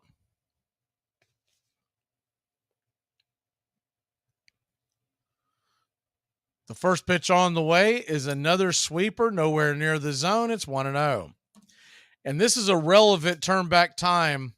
This was just 13 years ago, but the Nationals on this date announced that 22-year-old right-hander Steven Strasburg would undergo Tommy John surgery. It's the 1-0 pitch. Swung on, pops it up. Will it stay in play? Drifting over towards the third base dugout. Making the catch is Riley for an out number 2 up against the screen. Runners stay put. On this date in 2010, the Nationals announced that 22-year-old right-hander Steven Strasburg undergoes Tommy John surgery to repair a torn UCL, which will require 12 to 18 months of rehabilitation. The rookie phenom, whose presence early in their season, brought the president and his 2 daughters to the Nationals park to watch him pitch against the Sox, finishes with 12 starts and a 5-3 record, striking out 92 batters in 68 innings. Reason why that is relevant, Steven Strasburg announced his retirement the other day, this week. First pitch on the way is high and out of the zone. It's 1-0. McHugh nowhere near the zone. I mean, he has just been giving pitches away. He's at 37 pitches. He came in last inning. Pitch on the way. Good nifty sliding stab by Riley. He'll flip it over to first, and it's a 5-3 put out, but not before McHugh coughs up a couple more runs. We'll be back in a flash. Braves trail at 8-5, but still a long way to go. Hi, I'm your biological dad. Hi. My name's Rob. Well, that's ironic. Why is that? Because it's kind of like what you did in my childhood. Armchair. You'll do anything to stay healthy, so isn't it time to think about your water? Aquasana water filters remove contaminants other filters don't, like lead, bacteria, viruses, and pesticides. Up to 99% of 88 contaminants, while leaving vital minerals you need like potassium, calcium, and magnesium. Visit waterfilter.com now for pure, delicious water and the ultimate peace of mind. Aquasana. Better water, better you. Braves Country today. We're talking Southern sports. We go live 3 to 5 weekdays right here on WQEE. Braves Country today. Southern sports talk with the voice of Braves Country baseball, Mac Magee. Joined every day from sports analysts from all over Braves Country, talking college football, the NFL, Major League Baseball, and what's trending in the world of sports. Braves Country today. We go live 3 to 5 weekdays right here on WQEE. In order to save us all some time, I will call all the males Daves and all the females Debbies. Debbie's actually my name. Then, out of fairness to the others, you will be Slagathor. Kelly and other carousing Chicago players were widely blamed for losing the championship to St. Louis in 1886. That winter, an exasperated Spaulding sold Kelly to Boston for the unheard-of sum of $10,000. Chicago fans were devastated, but Boston fans were so delighted they presented their new star with a house and a carriage drawn by 2 white horses in which to ride to the ballpark. You're listening to Braves Country Baseball. Please like and subscribe today, youtube.com/@Braves Country.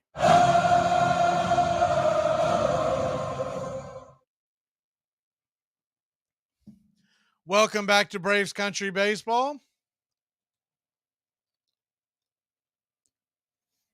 Atlanta trails by 3.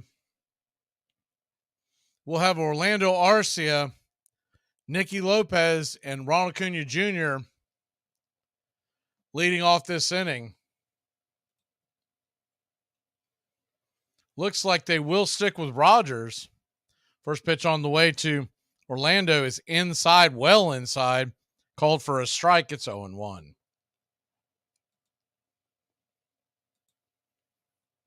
The 0-1 from Rogers. Righty-righty matchup. Out one right there for a strike. 73-mile-an-hour slider. 0-2.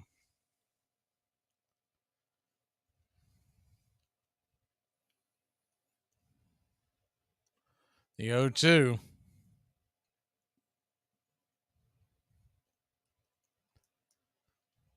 Rogers gets set. Arcia digs in. Pitch on the way. Swung on and fouled away. We'll do it again at 0-2.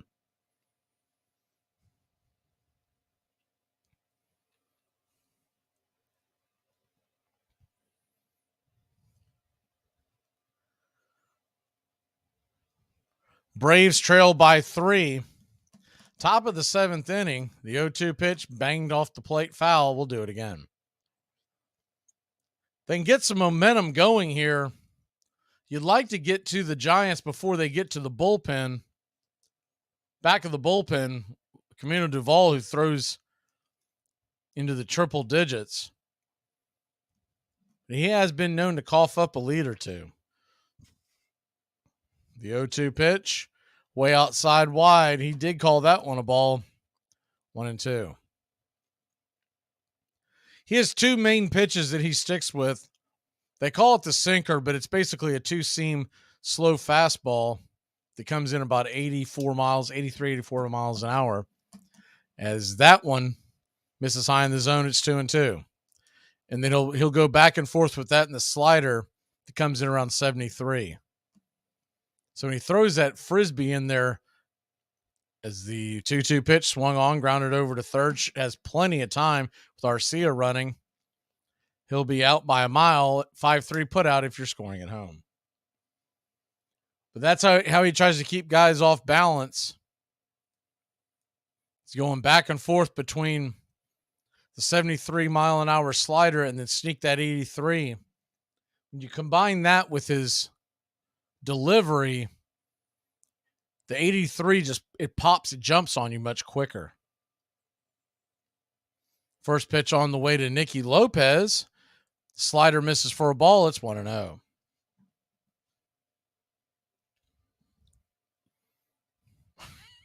Jacob, the 1-0 pitch, check swing foul. 1-1. I did not expect to see that. For those of y'all listening on radio, probably don't know what I'm laughing about, but I can't repeat that. You just have to get in the chat. The 1-1 misses high, but they call that a strike. It's 1-2. You are listening to us on radio, want to catch the game night after night. We're right here on Braves Country on YouTube, youtube.com/@BravesCountry. The pitch on the way, the 1-2 swung on, fouled off, just got a piece of that. Stay alive. We'll do it again at 1-2. Braves Country HD is the channel name. So a 1-2 count to Lopez. He's just trying to find a way to get on. Pitch on the way. Caught looking, strike 3. Another wide strike called by home plate umpire Jimenez. We've had him before. He's not very good. I will say this, he's pretty consistent on where he calls the poor strikes, but he is consistently calling pitches out of the zone. He's not like some where it's in and out. I mean, he's normally giving you a wide zone, especially down at the bottom of the zone. First pitch on the way to Ronald Acuna Jr. is inside for a ball. It's 1-0. And when you get a 1-0 count, I mean a 3-run lead, excuse me. There's a 1-0 pitch, misses high and outside 2-0. When you get a 3-run lead in the 7th inning of a Sunday night game, these umpires are human and they start looking at the clock. Pitch on the way to Acuna, down 2-0, and swung on and fouled away. It's 2-1.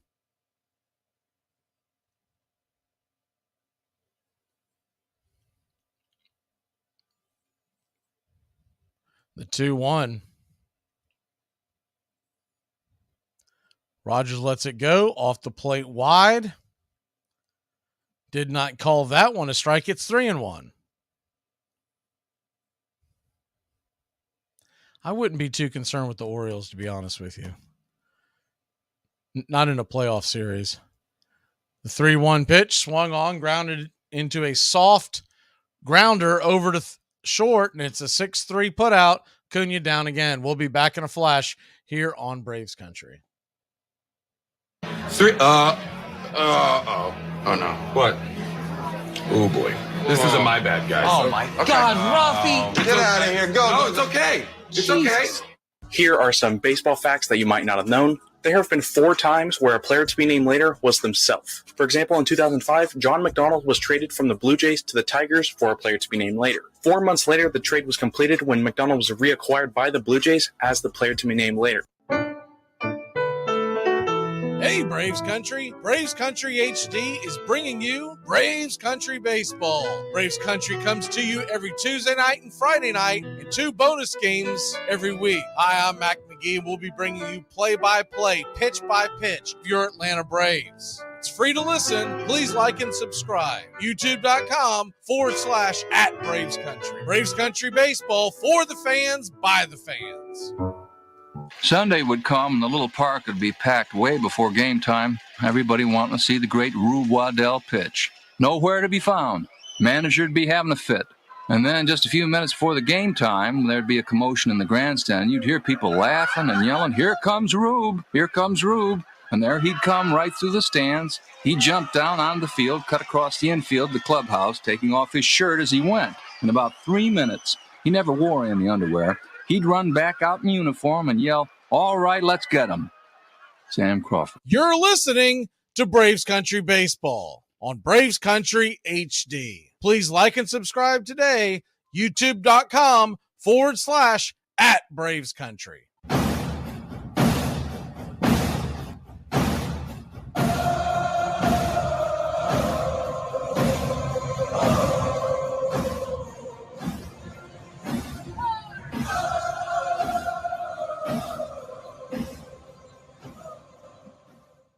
Welcome back to Braves Country Baseball. Atlanta Braves trail by 3. We're heading to the bottom of the 7th inning.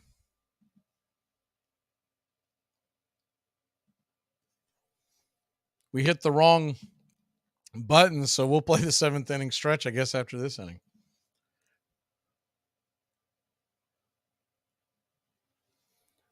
Let's go ahead and take a look at the week ahead for the Atlanta Braves. Braves will have 3 games against the Rockies. Then we go to the Dodgers. So a full 7-day week. The Dodgers are facing the same. They are 7 games. They will be playing the Diamondbacks Monday, Tuesday, Wednesday, going straight into our series. So even though we have the travel, it's a little bit of advantage Atlanta, because if you can take care of the Rockies and put them away, you should be a little less tested heading into that series. The only caveat to that is that we are playing in Coors Field, and sometimes those games can get crazy. But this isn't one of your better Coors Field Colorado Rocky offenses. They'll be going up against the Arizona Diamondbacks offense, and they could really put a hurting. I guarantee you, no matter how you look at it, the Braves and the Dodgers are both going to be limping to Friday when you can finally expand your rosters. Michael Tonkin will come into the game. Tonkin, 3.38 ERA. Righty-lefty matchup to start it off, and the first pitch on the way is a 94-mile-an-hour strike to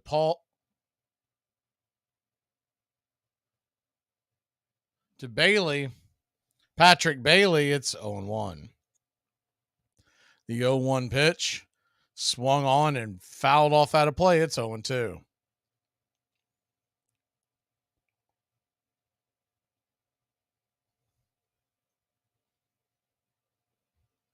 We got Colorado the next 3 nights, all 8:40 starts here on Braves Country. And then Thursday and Friday, 10:10 first pitch. We will bring them both to you. I'm going to have toothpicks in my eyes on Friday, but I'm going to get it to you. I have to do the game Thursday night and then turn around and be up at the crack of dawn on Friday. I have a whole day in front of me. First pitch on the next pitch on the way, swung on, grounded over to second, 4-3 put out, and there's one away. So one down. Paul DeYoung will come to the plate. Second ago, they had that backwards up on the screen, but I think they figured it out. Paul DeYoung, number 6 batter in the order, shortstop. Braves still have 2 more at bats through the order. And they can score in a flash, so don't go anywhere. This one isn't over. First pitch from Tonkin to DeYoung is right there at the top of the zone for a strike. It's 0-1. I really feel like when you get into the heart of it and the game is in flux the way it was earlier, Colin McHugh cannot be your go-to guy. It's got to be Tonkin. McHugh comes in and he's got 2 pitches and he's basically an innings eater at this point in his career. The 0-1 from Tonkin, right there, outer cut for a strike, 94 on the outer edge. It's 0-2. There's a 15-mile-an-hour difference between Tonkin's fastball and soft stuff. The 0-2 pitch, swing and a miss, strike 3. And there's 2 away.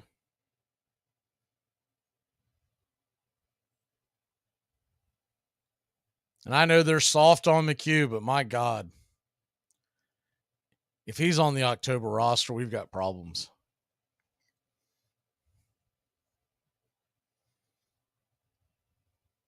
So 2 down.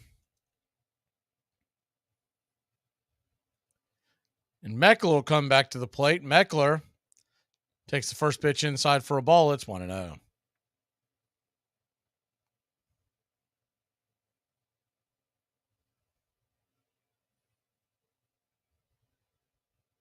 The 0-1 pitch, down and in, called for a ball, 1-1. That looked like it clipped the zone.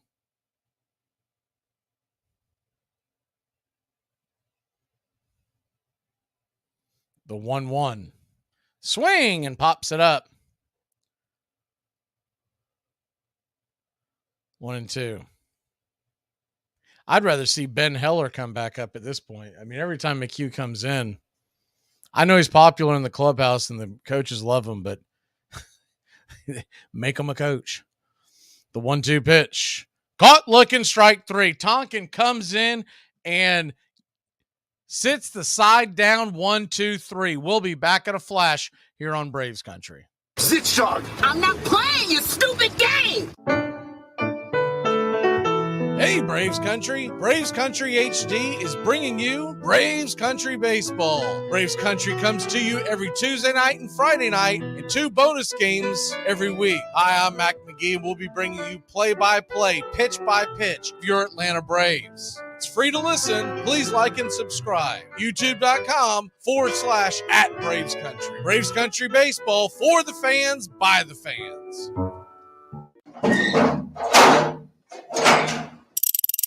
We're 1 out away, Braves Country, from a trip to the World Series. Whatever superstition you got, do it. The entire city of Atlanta, the entire South is standing on their feet, trying to will the Braves into the World Series. Here's the 1-0 pitch. And swung on and ripped over to Dansby Swanson. Dansby's got it. He fires over to first.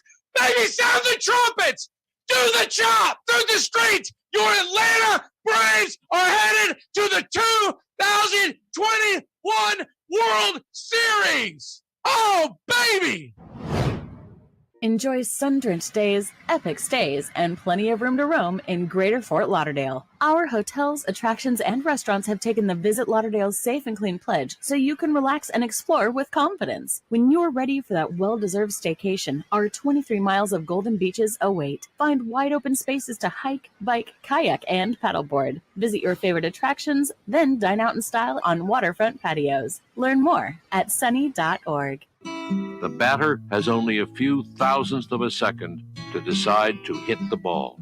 And yet the men who fail 7 times out of 10 are considered the game's greatest heroes. You're listening to Braves Country Baseball on Braves Country HD. YouTube.com/@Braves Country.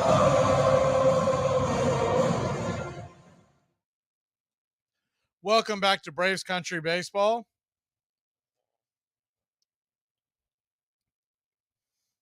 Yeah, Mike Soroka, best case scenario. There's a debate on the contract manipulation, but somewhere around September 15th. It may be a tad before, but somewhere in that neighborhood is when you can expect Soroka back in an Atlanta Braves uniform. The reason being, if you haven't heard it before on the show, is he if they wait till after that date, they'll gain an extra year of control on his contract. First pitch to Michael Harris II was a broken bat. Fouled off strike. It's 0-1. Bat just shattered in his hand.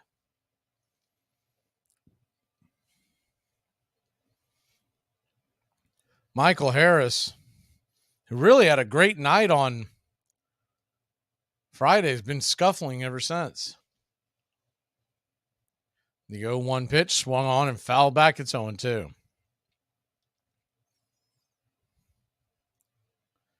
So they're basically what they're trying to do is they're trying to keep Soroka on the payroll till 2025. The 0-2 pitch just got a piece of that to stay alive. It could also, and that doesn't necessarily mean that he's in the plans for 2025, but what that does is that increases his trade value. The 0-2 pitch swung on, fisted just past the mound, running, busting it all the way down the line is Harris. He's out by about a half step, and there's one away. Good hustle by Estrada. Estrada's played some really good defense for second base for the San Francisco Giants in this series and tonight. Sorry, I didn't know I was sitting there with the screen clogged up again. Apologize.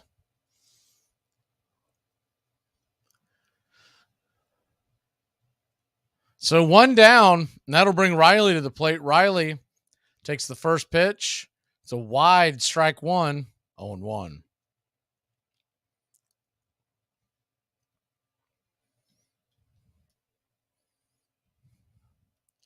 The 0-1 pitch, swing and a miss. It's 0-2.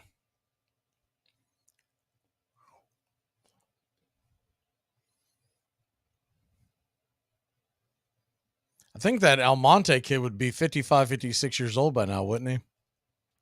The 0-2 pitch, caught looking upstairs, strike 3. Austin Riley, caught looking. He'll have some games where he'll pop out of it and you'll see him really get the stroke back, but he has really had an up and down year. Even with all the home runs, you see pockets where he just struggles at the plate. So that'll bring Matt Olson to the plate. Matt Olson, lefty-lefty matchup. First pitch on the way. Swung on and fouled back out of play. It's 0-1. Matt Olson, 1 for 2 with a double. He came home to score when Marcell Ozuna hit one out. The 0-1 pitch off the plate wide, 1-1. Here of recent, the past few weeks, can you imagine what this offense would be without Eddie, without Marcell? And Olson's been solid, but he doesn't see a lot of pitches nowadays. The 1-1, swing and a miss, chase that one off the edge, 1-2. Tyler Rogers, he is the brother of Taylor Rogers, so seeing the brothers back-to-back. Braves are down to their last strike here in the 8th, trailing by 3. The 1-2 pitch. On the way to Matty, just off the plate. 2-2. How it would typically set up, if it stays this way in the 9th inning, we would see Camilo Doval, who throws absolute gas. The 2-2 pitch swung on and grounded over towards second. Another good play by Estrada. My God, they could make a video of how to play second base by Estrada just in this game alone. We'll be back in a flash here on Braves Country. I mean, the less you have going on, the less you have to worry about. Look at me. I got nothing going on. I got nothing to worry about. Except your future. It all starts with just one thing. Glass jars can be reused to store food and spices, as a holder for combs and brushes in the bathroom, or as a container for plants and homemade candles, in addition to simply being recycled. Find tips and more at onethingus.com. Here are some baseball facts that you might not have known. In the past 17 seasons, there have only been 5 players to have at least one at-bat each year. Those 5 are Albert Pujols, Miguel Cabrera, Yadier Molina, Nelson Cruz, and weirdly enough, Jeff Mathis. You'll do anything to stay healthy, so isn't it time to think about your water? Aquasana water filters remove contaminants other filters don't, like lead, bacteria, viruses, and pesticides. Up to 99% of 88 contaminants, while leaving vital minerals you need like potassium, calcium, and magnesium. Visit waterfilter.com now. That's waterfilter.com for pure, delicious water and the ultimate peace of mind. Aquasana, better water, better you. Braves Country today. We're talking Southern sports. We go live 3 to 5 weekdays right here on WQEE. Braves Country today, Southern sports talk with the voice of Braves Country baseball, Mac Magee. Joined every day from sports analysts from all over Braves Country, talking college football, the NFL, Major League Baseball, and what's trending in the world of sports. Braves Country today. We go live 3 to 5 weekdays right here on WQEE. There's nothing about baseball that calls for any sort of superhuman proportion or skill, or it at least appears that way. There's the illusion that it doesn't. As boys and girls, we grow up playing it, or we grow up playing softball. And we see the people who are playing it professionally now, and they don't look that different from us. They're not 6'8". They don't weigh 275 pounds. They're not on skates. They're not doing something that is beyond our reach. So the connection for those of us who played it on sandlots and in schoolyards is very easily grasped. Welcome back to Braves Country Baseball. The Atlanta Braves trail this one 8 to 5. Wind appears to now be blowing straight across, a tad in, but we'll call it straight across from right field to left. First pitch on the way from Tonkin, who's back out there. Way outside, wide for a ball. It's 1-0. Casey Schmidt takes the 1-0 pitch inside. Inside for a strike, 1-1. What in the hell is this guy doing? Emil Jimenez. Good night, Irene. That pitch was nowhere near the zone. The 1-1 slider well off the plate. 2-1.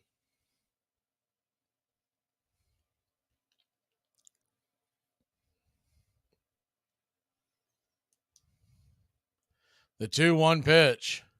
Swing and a miss. It's 2-2.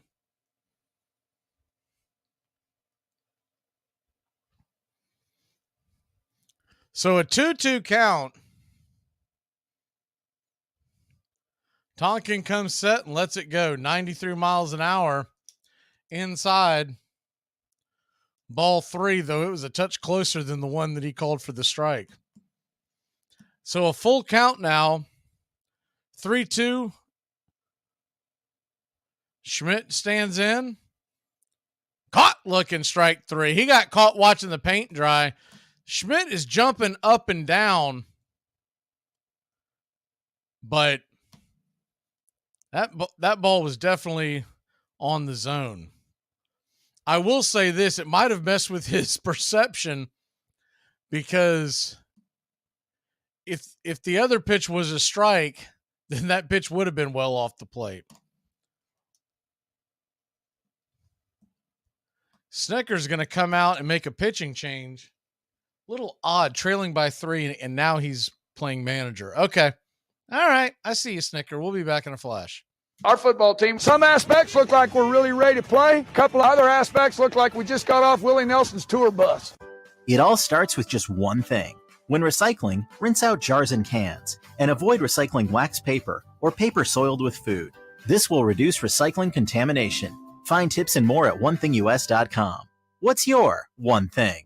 Get the gist of what's going on here. I know what you're doing. You're looking down on us. A couple small market Midwest ball players. Just because we're not big city, just like you.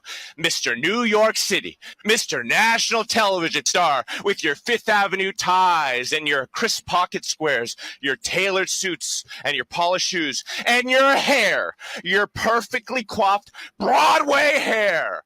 Must be nice to sit atop that Madison Avenue ivory tower, looking down on us with those luscious locks.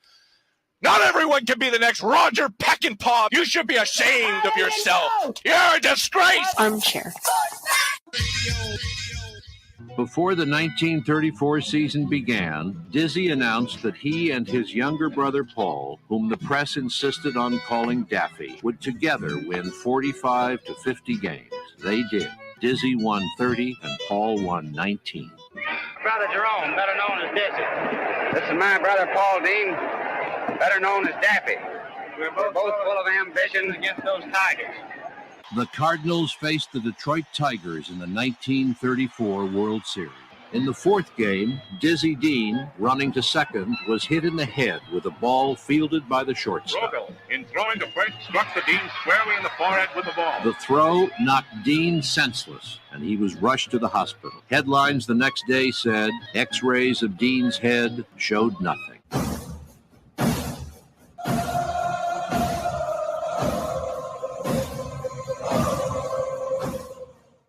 Welcome back to Braves Country Baseball.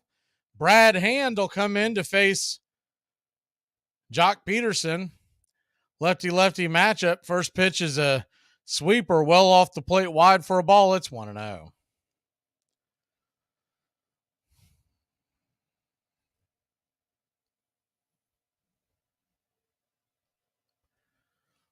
The 1-0 pitch swung on. That ball is dropped into the center field, down for a base hit. And it's a lead off, and it's a 1-out single for Jock Peterson.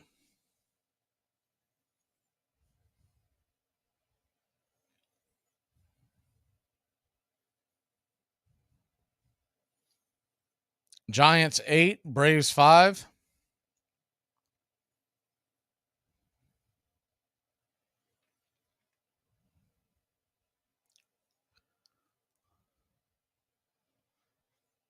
Lefty-righty matchup. First pitch on the way. Brad Hand floats one in there for a strike. It's 0-1. Austin Slater 2 for 2.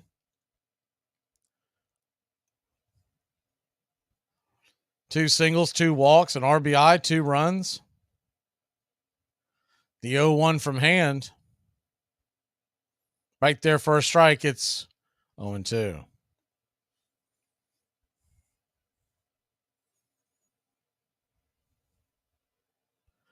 You got an 0-2 count from Hand. He's trying to keep this a 3-run lead, give the Braves a puncher's chance in the 9th. The 0-2 pitch swung on and fouled away. Do it again at 0-2. I think this was more to get Brad Hand some work than anything else. Because Tonkin was looking good, and I can't imagine he thought it was a great idea to go get Hand versus Jock and then face 2 righties.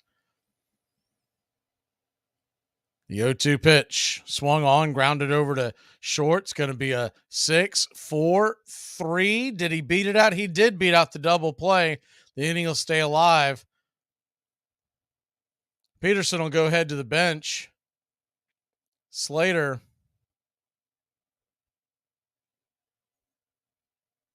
will stay at first. It's weird. Slater wasn't really taking long strides. It was strange. I don't know if he just knew he was going to be safe or he just assumed he was going to be out, but he didn't look like he was busting. He didn't really look like he was Cadillacing either. It was just strange run from a guy who plays center field. First pitch on the way to Estrada is yanked foul down the line. It's 0-1. Doval, by the way, is warming up in the Giants bullpen. Thairo Estrada 1 for 4. The 0-1 pitch. They set up inside. Misses way outside. With the sweeper, it's 1-1.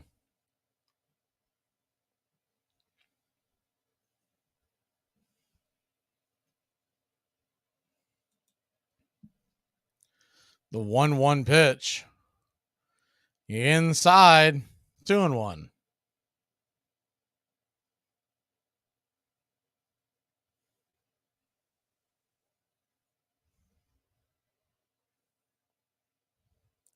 So a 2-1 count. Hand comes set. Lets it go. Swing and a miss. Probably the best sweeper he's thrown so far. It's 2-2. Right below the knees.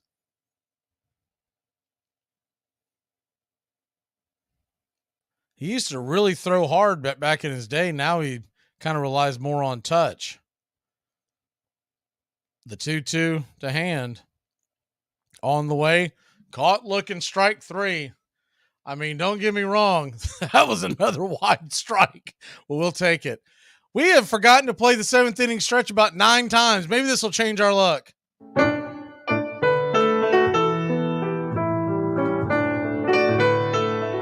right. I can't see you. Let me hear you. A 1, a 2, a 3. We out to the ball game. We out to the find me something cracker jack. I don't care if I ever get back on the root for the It's a shame, for it's 1, 2, 3, stretch around and be all game.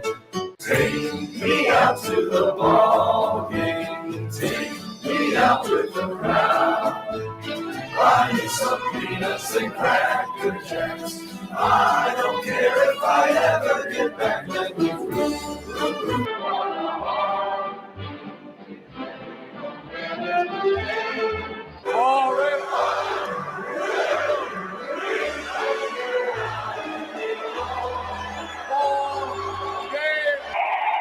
You sound better tonight.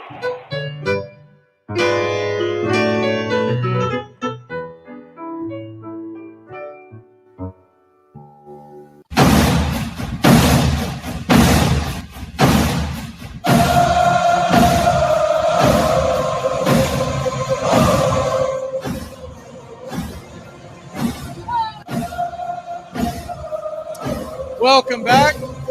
Figured it couldn't hurt our luck, so we played the 7th inning stretch and going into the 9th. What the hell? Don't forget, Braves Country Today will come your way tomorrow morning, 11 a.m. I'm sorry, Braves Country Brunch tomorrow at 11 a.m. We'll talk Braves baseball and then Braves Country Today. Be a big dose of football on that one tomorrow. We'll go live 3 to 5 tomorrow.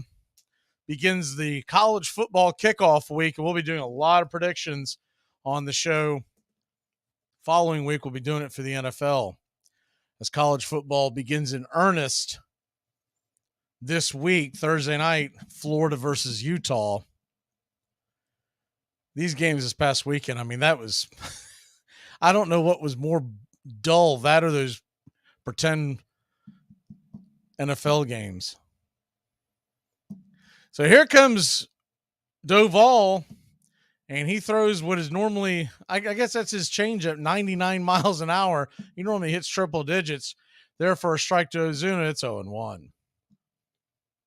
The 0-1 to Ozuna. 99 on the edge. Called for a wide ball. 1-1.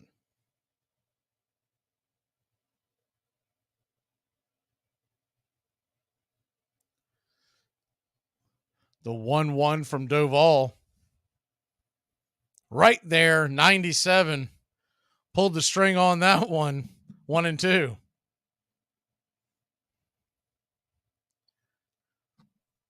Marcell Ozuna does have a 2-run home run to his name tonight. The 1-2 pitch. Swing and a miss, strike 3. Blew it right by him. They call that a cutter. That thing does not have enough time to cut anything. It just comes firing in there. It's more of a four-seam fastball that he throws, but he throws it a little, it's kind of like an underhand release almost. It's a really unique release, and he just, you know what it looks like to me? It looks like a kid who's throwing the ball for the first time and is just going out there and letting it fly. It works for him. First pitch on the way to Eddie Rosario is off the plate wide for a ball. It's 1-0. It's good for the Braves to see Doval. The 1-0 pitch is fouled off. 1-1. Give them an idea, because if the Giants do make the playoffs, this could be a playoff matchup. Any at-bats that you could have against the Giants closer could be an advantage. The 1-1 off the plate wide. 2-1.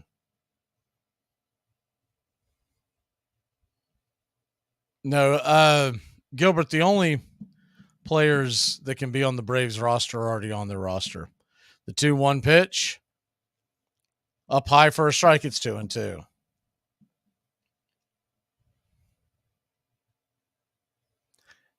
They would have to already be on in our organization. And they have to be on the 40-man roster by September 1st. The 2-2 pitch, swing and a miss, strike 3. Good Lord. He's just blowing it by him. That must be a nice little toy to have. There's 2 away. What always gets me when I see Doval pitch, you look at him right now. He's got a 3.05 ERA. How are they getting 3.05 on this guy? I mean, they hardly ever make contact with him. That'll bring Travis d'Arnaud to the plate. Travis d'Arnaud, 88 miles an hour inside. That ball had to have slipped. It's 1-0. Doval is from the Dominican Republic. He's 26 years old. Stands at 6'2", 185. The 1-0 pitch, swing and a miss. 1-1.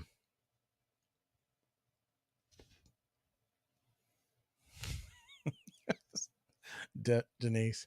The 1-1. Up top for a strike, 100 miles an hour. There it is. Now he's loose. 1-2. So a 1-2 count to d'Arnaud.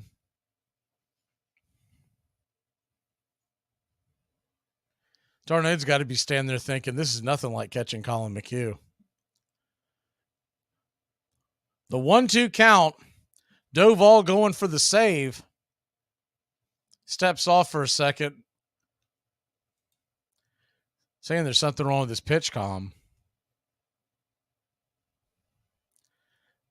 Bailey, the line catcher's out there saying something to him. He's got to be saying something like, dude, just throw your fastball. Don't worry about it. I mean, just chuck it up there. They're not going to hit it. So a 1-2 count. They're going to get back behind the plate. Braves down to their last strike. They have won the series. They've won the season series. That really won't come into play with any kind of tiebreaker with San Francisco. The 1-2 pitch. 100 miles an hour just off the plate. It's 2-2.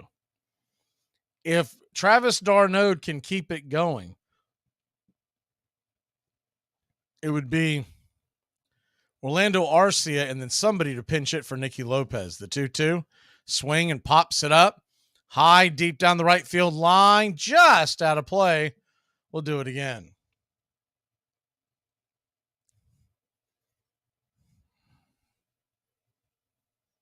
Braves trail by 3. If they could keep the line moving, in theory, the go-ahead run is Ronald Acuna Jr.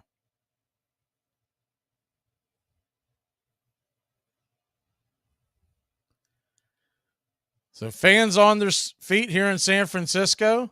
Doval comes set, lets it fly. Swung on, pops it back foul. We'll do it again.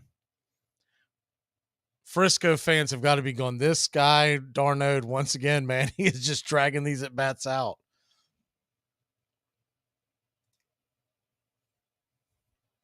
Braves trail by 3, top of the 9th. Doval, time is called. He's calling too much time on Doval. And now Doval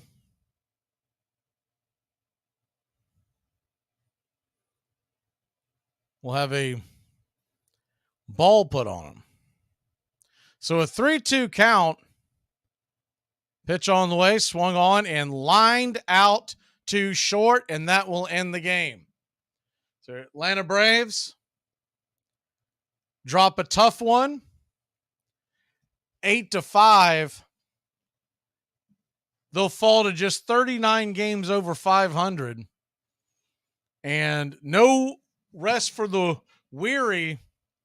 The Braves, we will be back at it tomorrow night, 8:40 first pitch, to start a 3-game series with the Rockies. We will also have the 11 a.m. show tomorrow, about a half hour if you get a chance to stop in for your lunch break for brunch, just talking Atlanta Braves baseball and looking at what's ahead for this week, a big week for the Braves. And we have all 3 games, 8:40 Monday, Tuesday, Wednesday with the Rockies. And the Dodgers series starts 10 o'clock Eastern, Thursday and Friday. The Sunday game is a 4 o'clock. It's a strange one. It's a 4 o'clock start, and it's a perfect precursor to that night where Florida State and LSU will be playing football. So big Labor Day weekend ahead of us. Y'all have a great night, Braves country. Braves drop a tough one. We'll see you tomorrow.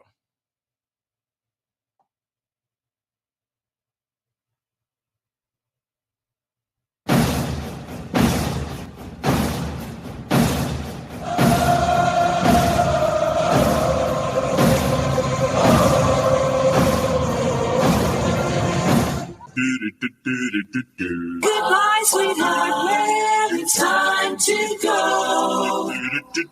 We're back tomorrow with another show. Well, fellas, we're fired, we'll talk to you then.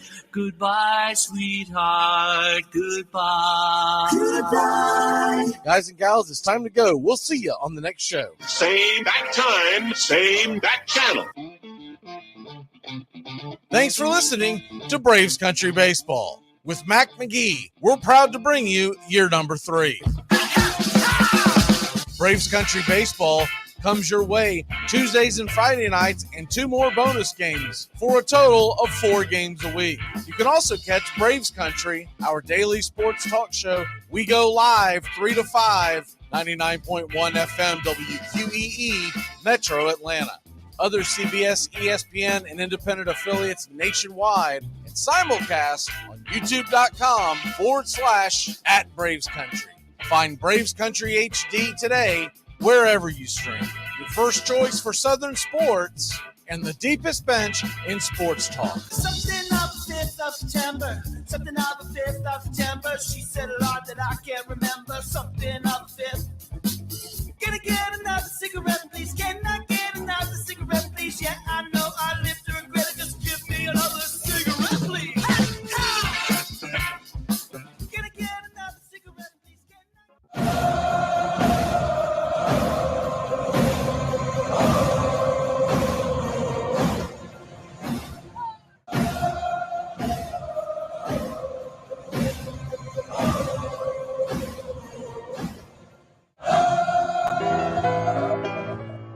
Lineup for yesterday by Ogden Ash. A is for Alex, the great Alexander. More goose eggs he pitched than a popular gander. B is for Bresnahan, back of the plate. The Cubs were his love and McGraw his hate. C is for Cobb, who grew spikes not corn, and made all the basemen wish they weren't born. D is for Dean, the grammatical diz. When they asked who's the tops, said correctly I is. E is for Evers, his jaw in advance, never afraid to tinker with chance. F is for Fordham, and Frankie and Fish. I wish he were back with the Giants, I wish. G is for Gehrig, the pride of the stadium. His record pure gold, his courage pure radium. H is for Hornsby, when pitching to Raj. The pitcher would pitch, then the pitcher would dodge. I is for me, not a hard-hitting man, but an outstanding all-time, incurable fan. J is for Johnson, the big train in his prime, was so fast he could throw 3 strikes at a time. K is for Keeler, as fresh as green paint, the fastest and mostest to hit where they ain't. L is for LaHoy, whom Clevelanders love, Napoleon himself with glue in his glove. M is for Matty, who carried a charm in the form of an extra brain in his arm. N is for Newsom, Bobo's favorite kin. You ask how he's here, he talked himself in. O is for Ott, of the restless right foot. When he leaned on the pellet stay put. P is for Plank, the arm of the A's. When he tangled with Matty, games lasted for days. Q is for Don Quixote, Cornelius Mack. Neither Yankees nor years can halt his attack. R is for Ruth, to tell you the truth. There's no more to be said, just R is for Ruth. S is for Speaker, swift center field tender. When the ball saw him coming, it yelled I surrender. T is for Terry, the giant from Memphis, whose 400 average you can't overemphasize. U would be Ubel if Carl wore a Cockney, but we say Hubble in baseball like football in Rockney. V is for Vance, the Dodgers' very own Dazzy. None of his rivals could throw as fast as he. W, Wagner, the bow-legged beauty, short, close to all traffic with Honus on duty. X is the first of 2 X's in Fox, who was right behind Ruth with his powerful socks. Y is for Young, the magnificent sigh. People battled against him, but I never knew why. Z is for Zenith, the summit of fame. These men are up there. These men are the game. Lineup for yesterday, Ogden Ash, January 1949, Sport Magazine.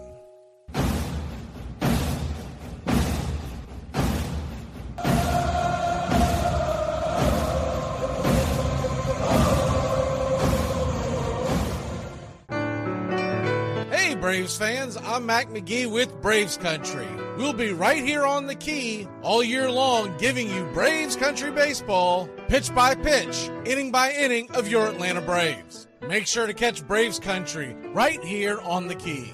We go live 3 to 5, and we'll keep you up to date on the upcoming schedule for Braves Country. That's Braves Country HD and Braves Country baseball right here on the key.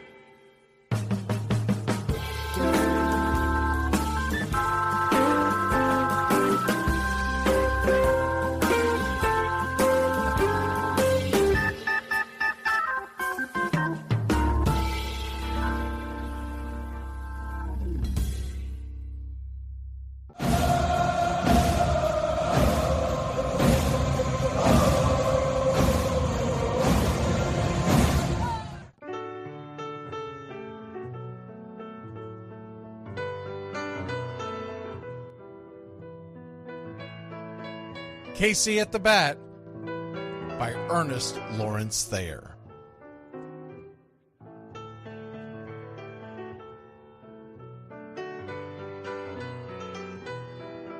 The outlook wasn't brilliant for the Mudville Nine that day. The score stood 4-2, but with 1 inning more to play. And when Cooney died at first, and Barrows did the same, a pall-like silence fell upon the patrons of the game. A straggling few got up to go in deep despair. The rest clung to the hope which springs eternal in the human breast. They thought, if only Casey could but get a whack at that, we'd put up even money now with Casey at the bat. But Flynn preceded Casey, as did Jimmy Blake, and the former was a hoodoo, while the latter was a cake. So upon that stricken multitude grim, melancholy sat, for there seemed but little chance of Casey getting to the bat. But Flynn let drive a single, to the wonderment of all, and Blake, the much despised, tore the cover off the ball. And when the dust had lifted, and men saw what had occurred, there was Jimmy safe at second, and Flynn a hugging third. Then from 5,000 throats and more rose a lusty yell. It rumbled through the valley, it rattled in the dell. It pounded on the mountain and recoiled upon the flat, for Casey, mighty Casey, was advancing to the bat. There was ease in Casey's manner as he stepped into his place. There was pride in Casey's bearing, and a smile lit Casey's face. And when responding to the cheers, he lightly doffed his hat. No stranger in the crowd could doubt 'twas Casey at the bat. 10,000 eyes were on him as he rubbed his hands with dirt. 5,000 tongues applauded when he wiped them on his shirt. Then while the writhing pitcher ground the ball into his hip, defiance flashed in Casey's eye, a sneer cooled Casey's lip. And now the leather-covered sphere came hurtling through the air, and Casey stood a-watching it in a haughty grandeur there. Closed by the sturdy batsman, the ball unheeded sped. "That ain't my style," said Casey. "Strike one," the umpire said. From the benches black with people, there went up a muffled roar, like the beating of a storm waves on a stern and distant shore. "Kill him! Kill the umpire!" shouted someone on the stand, and it's likely they'd have killed him had not Casey raised his hand. With the smile of Christian charity, great Casey's visage shone. He stilled the rising tumult, he bade the game go on. He signaled to the pitcher, and once more the dun sphere flew.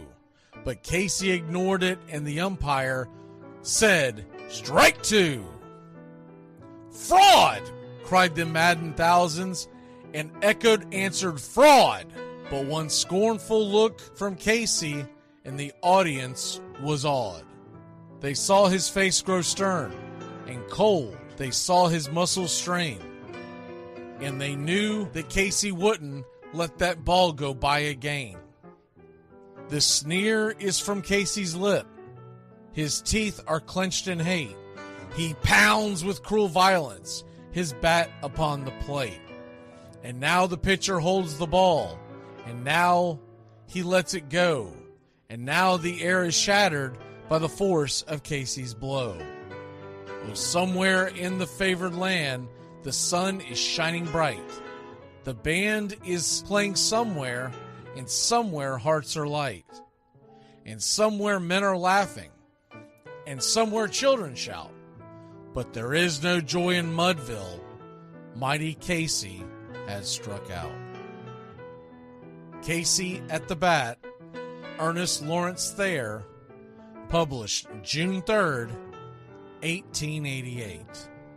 San Francisco Examiner.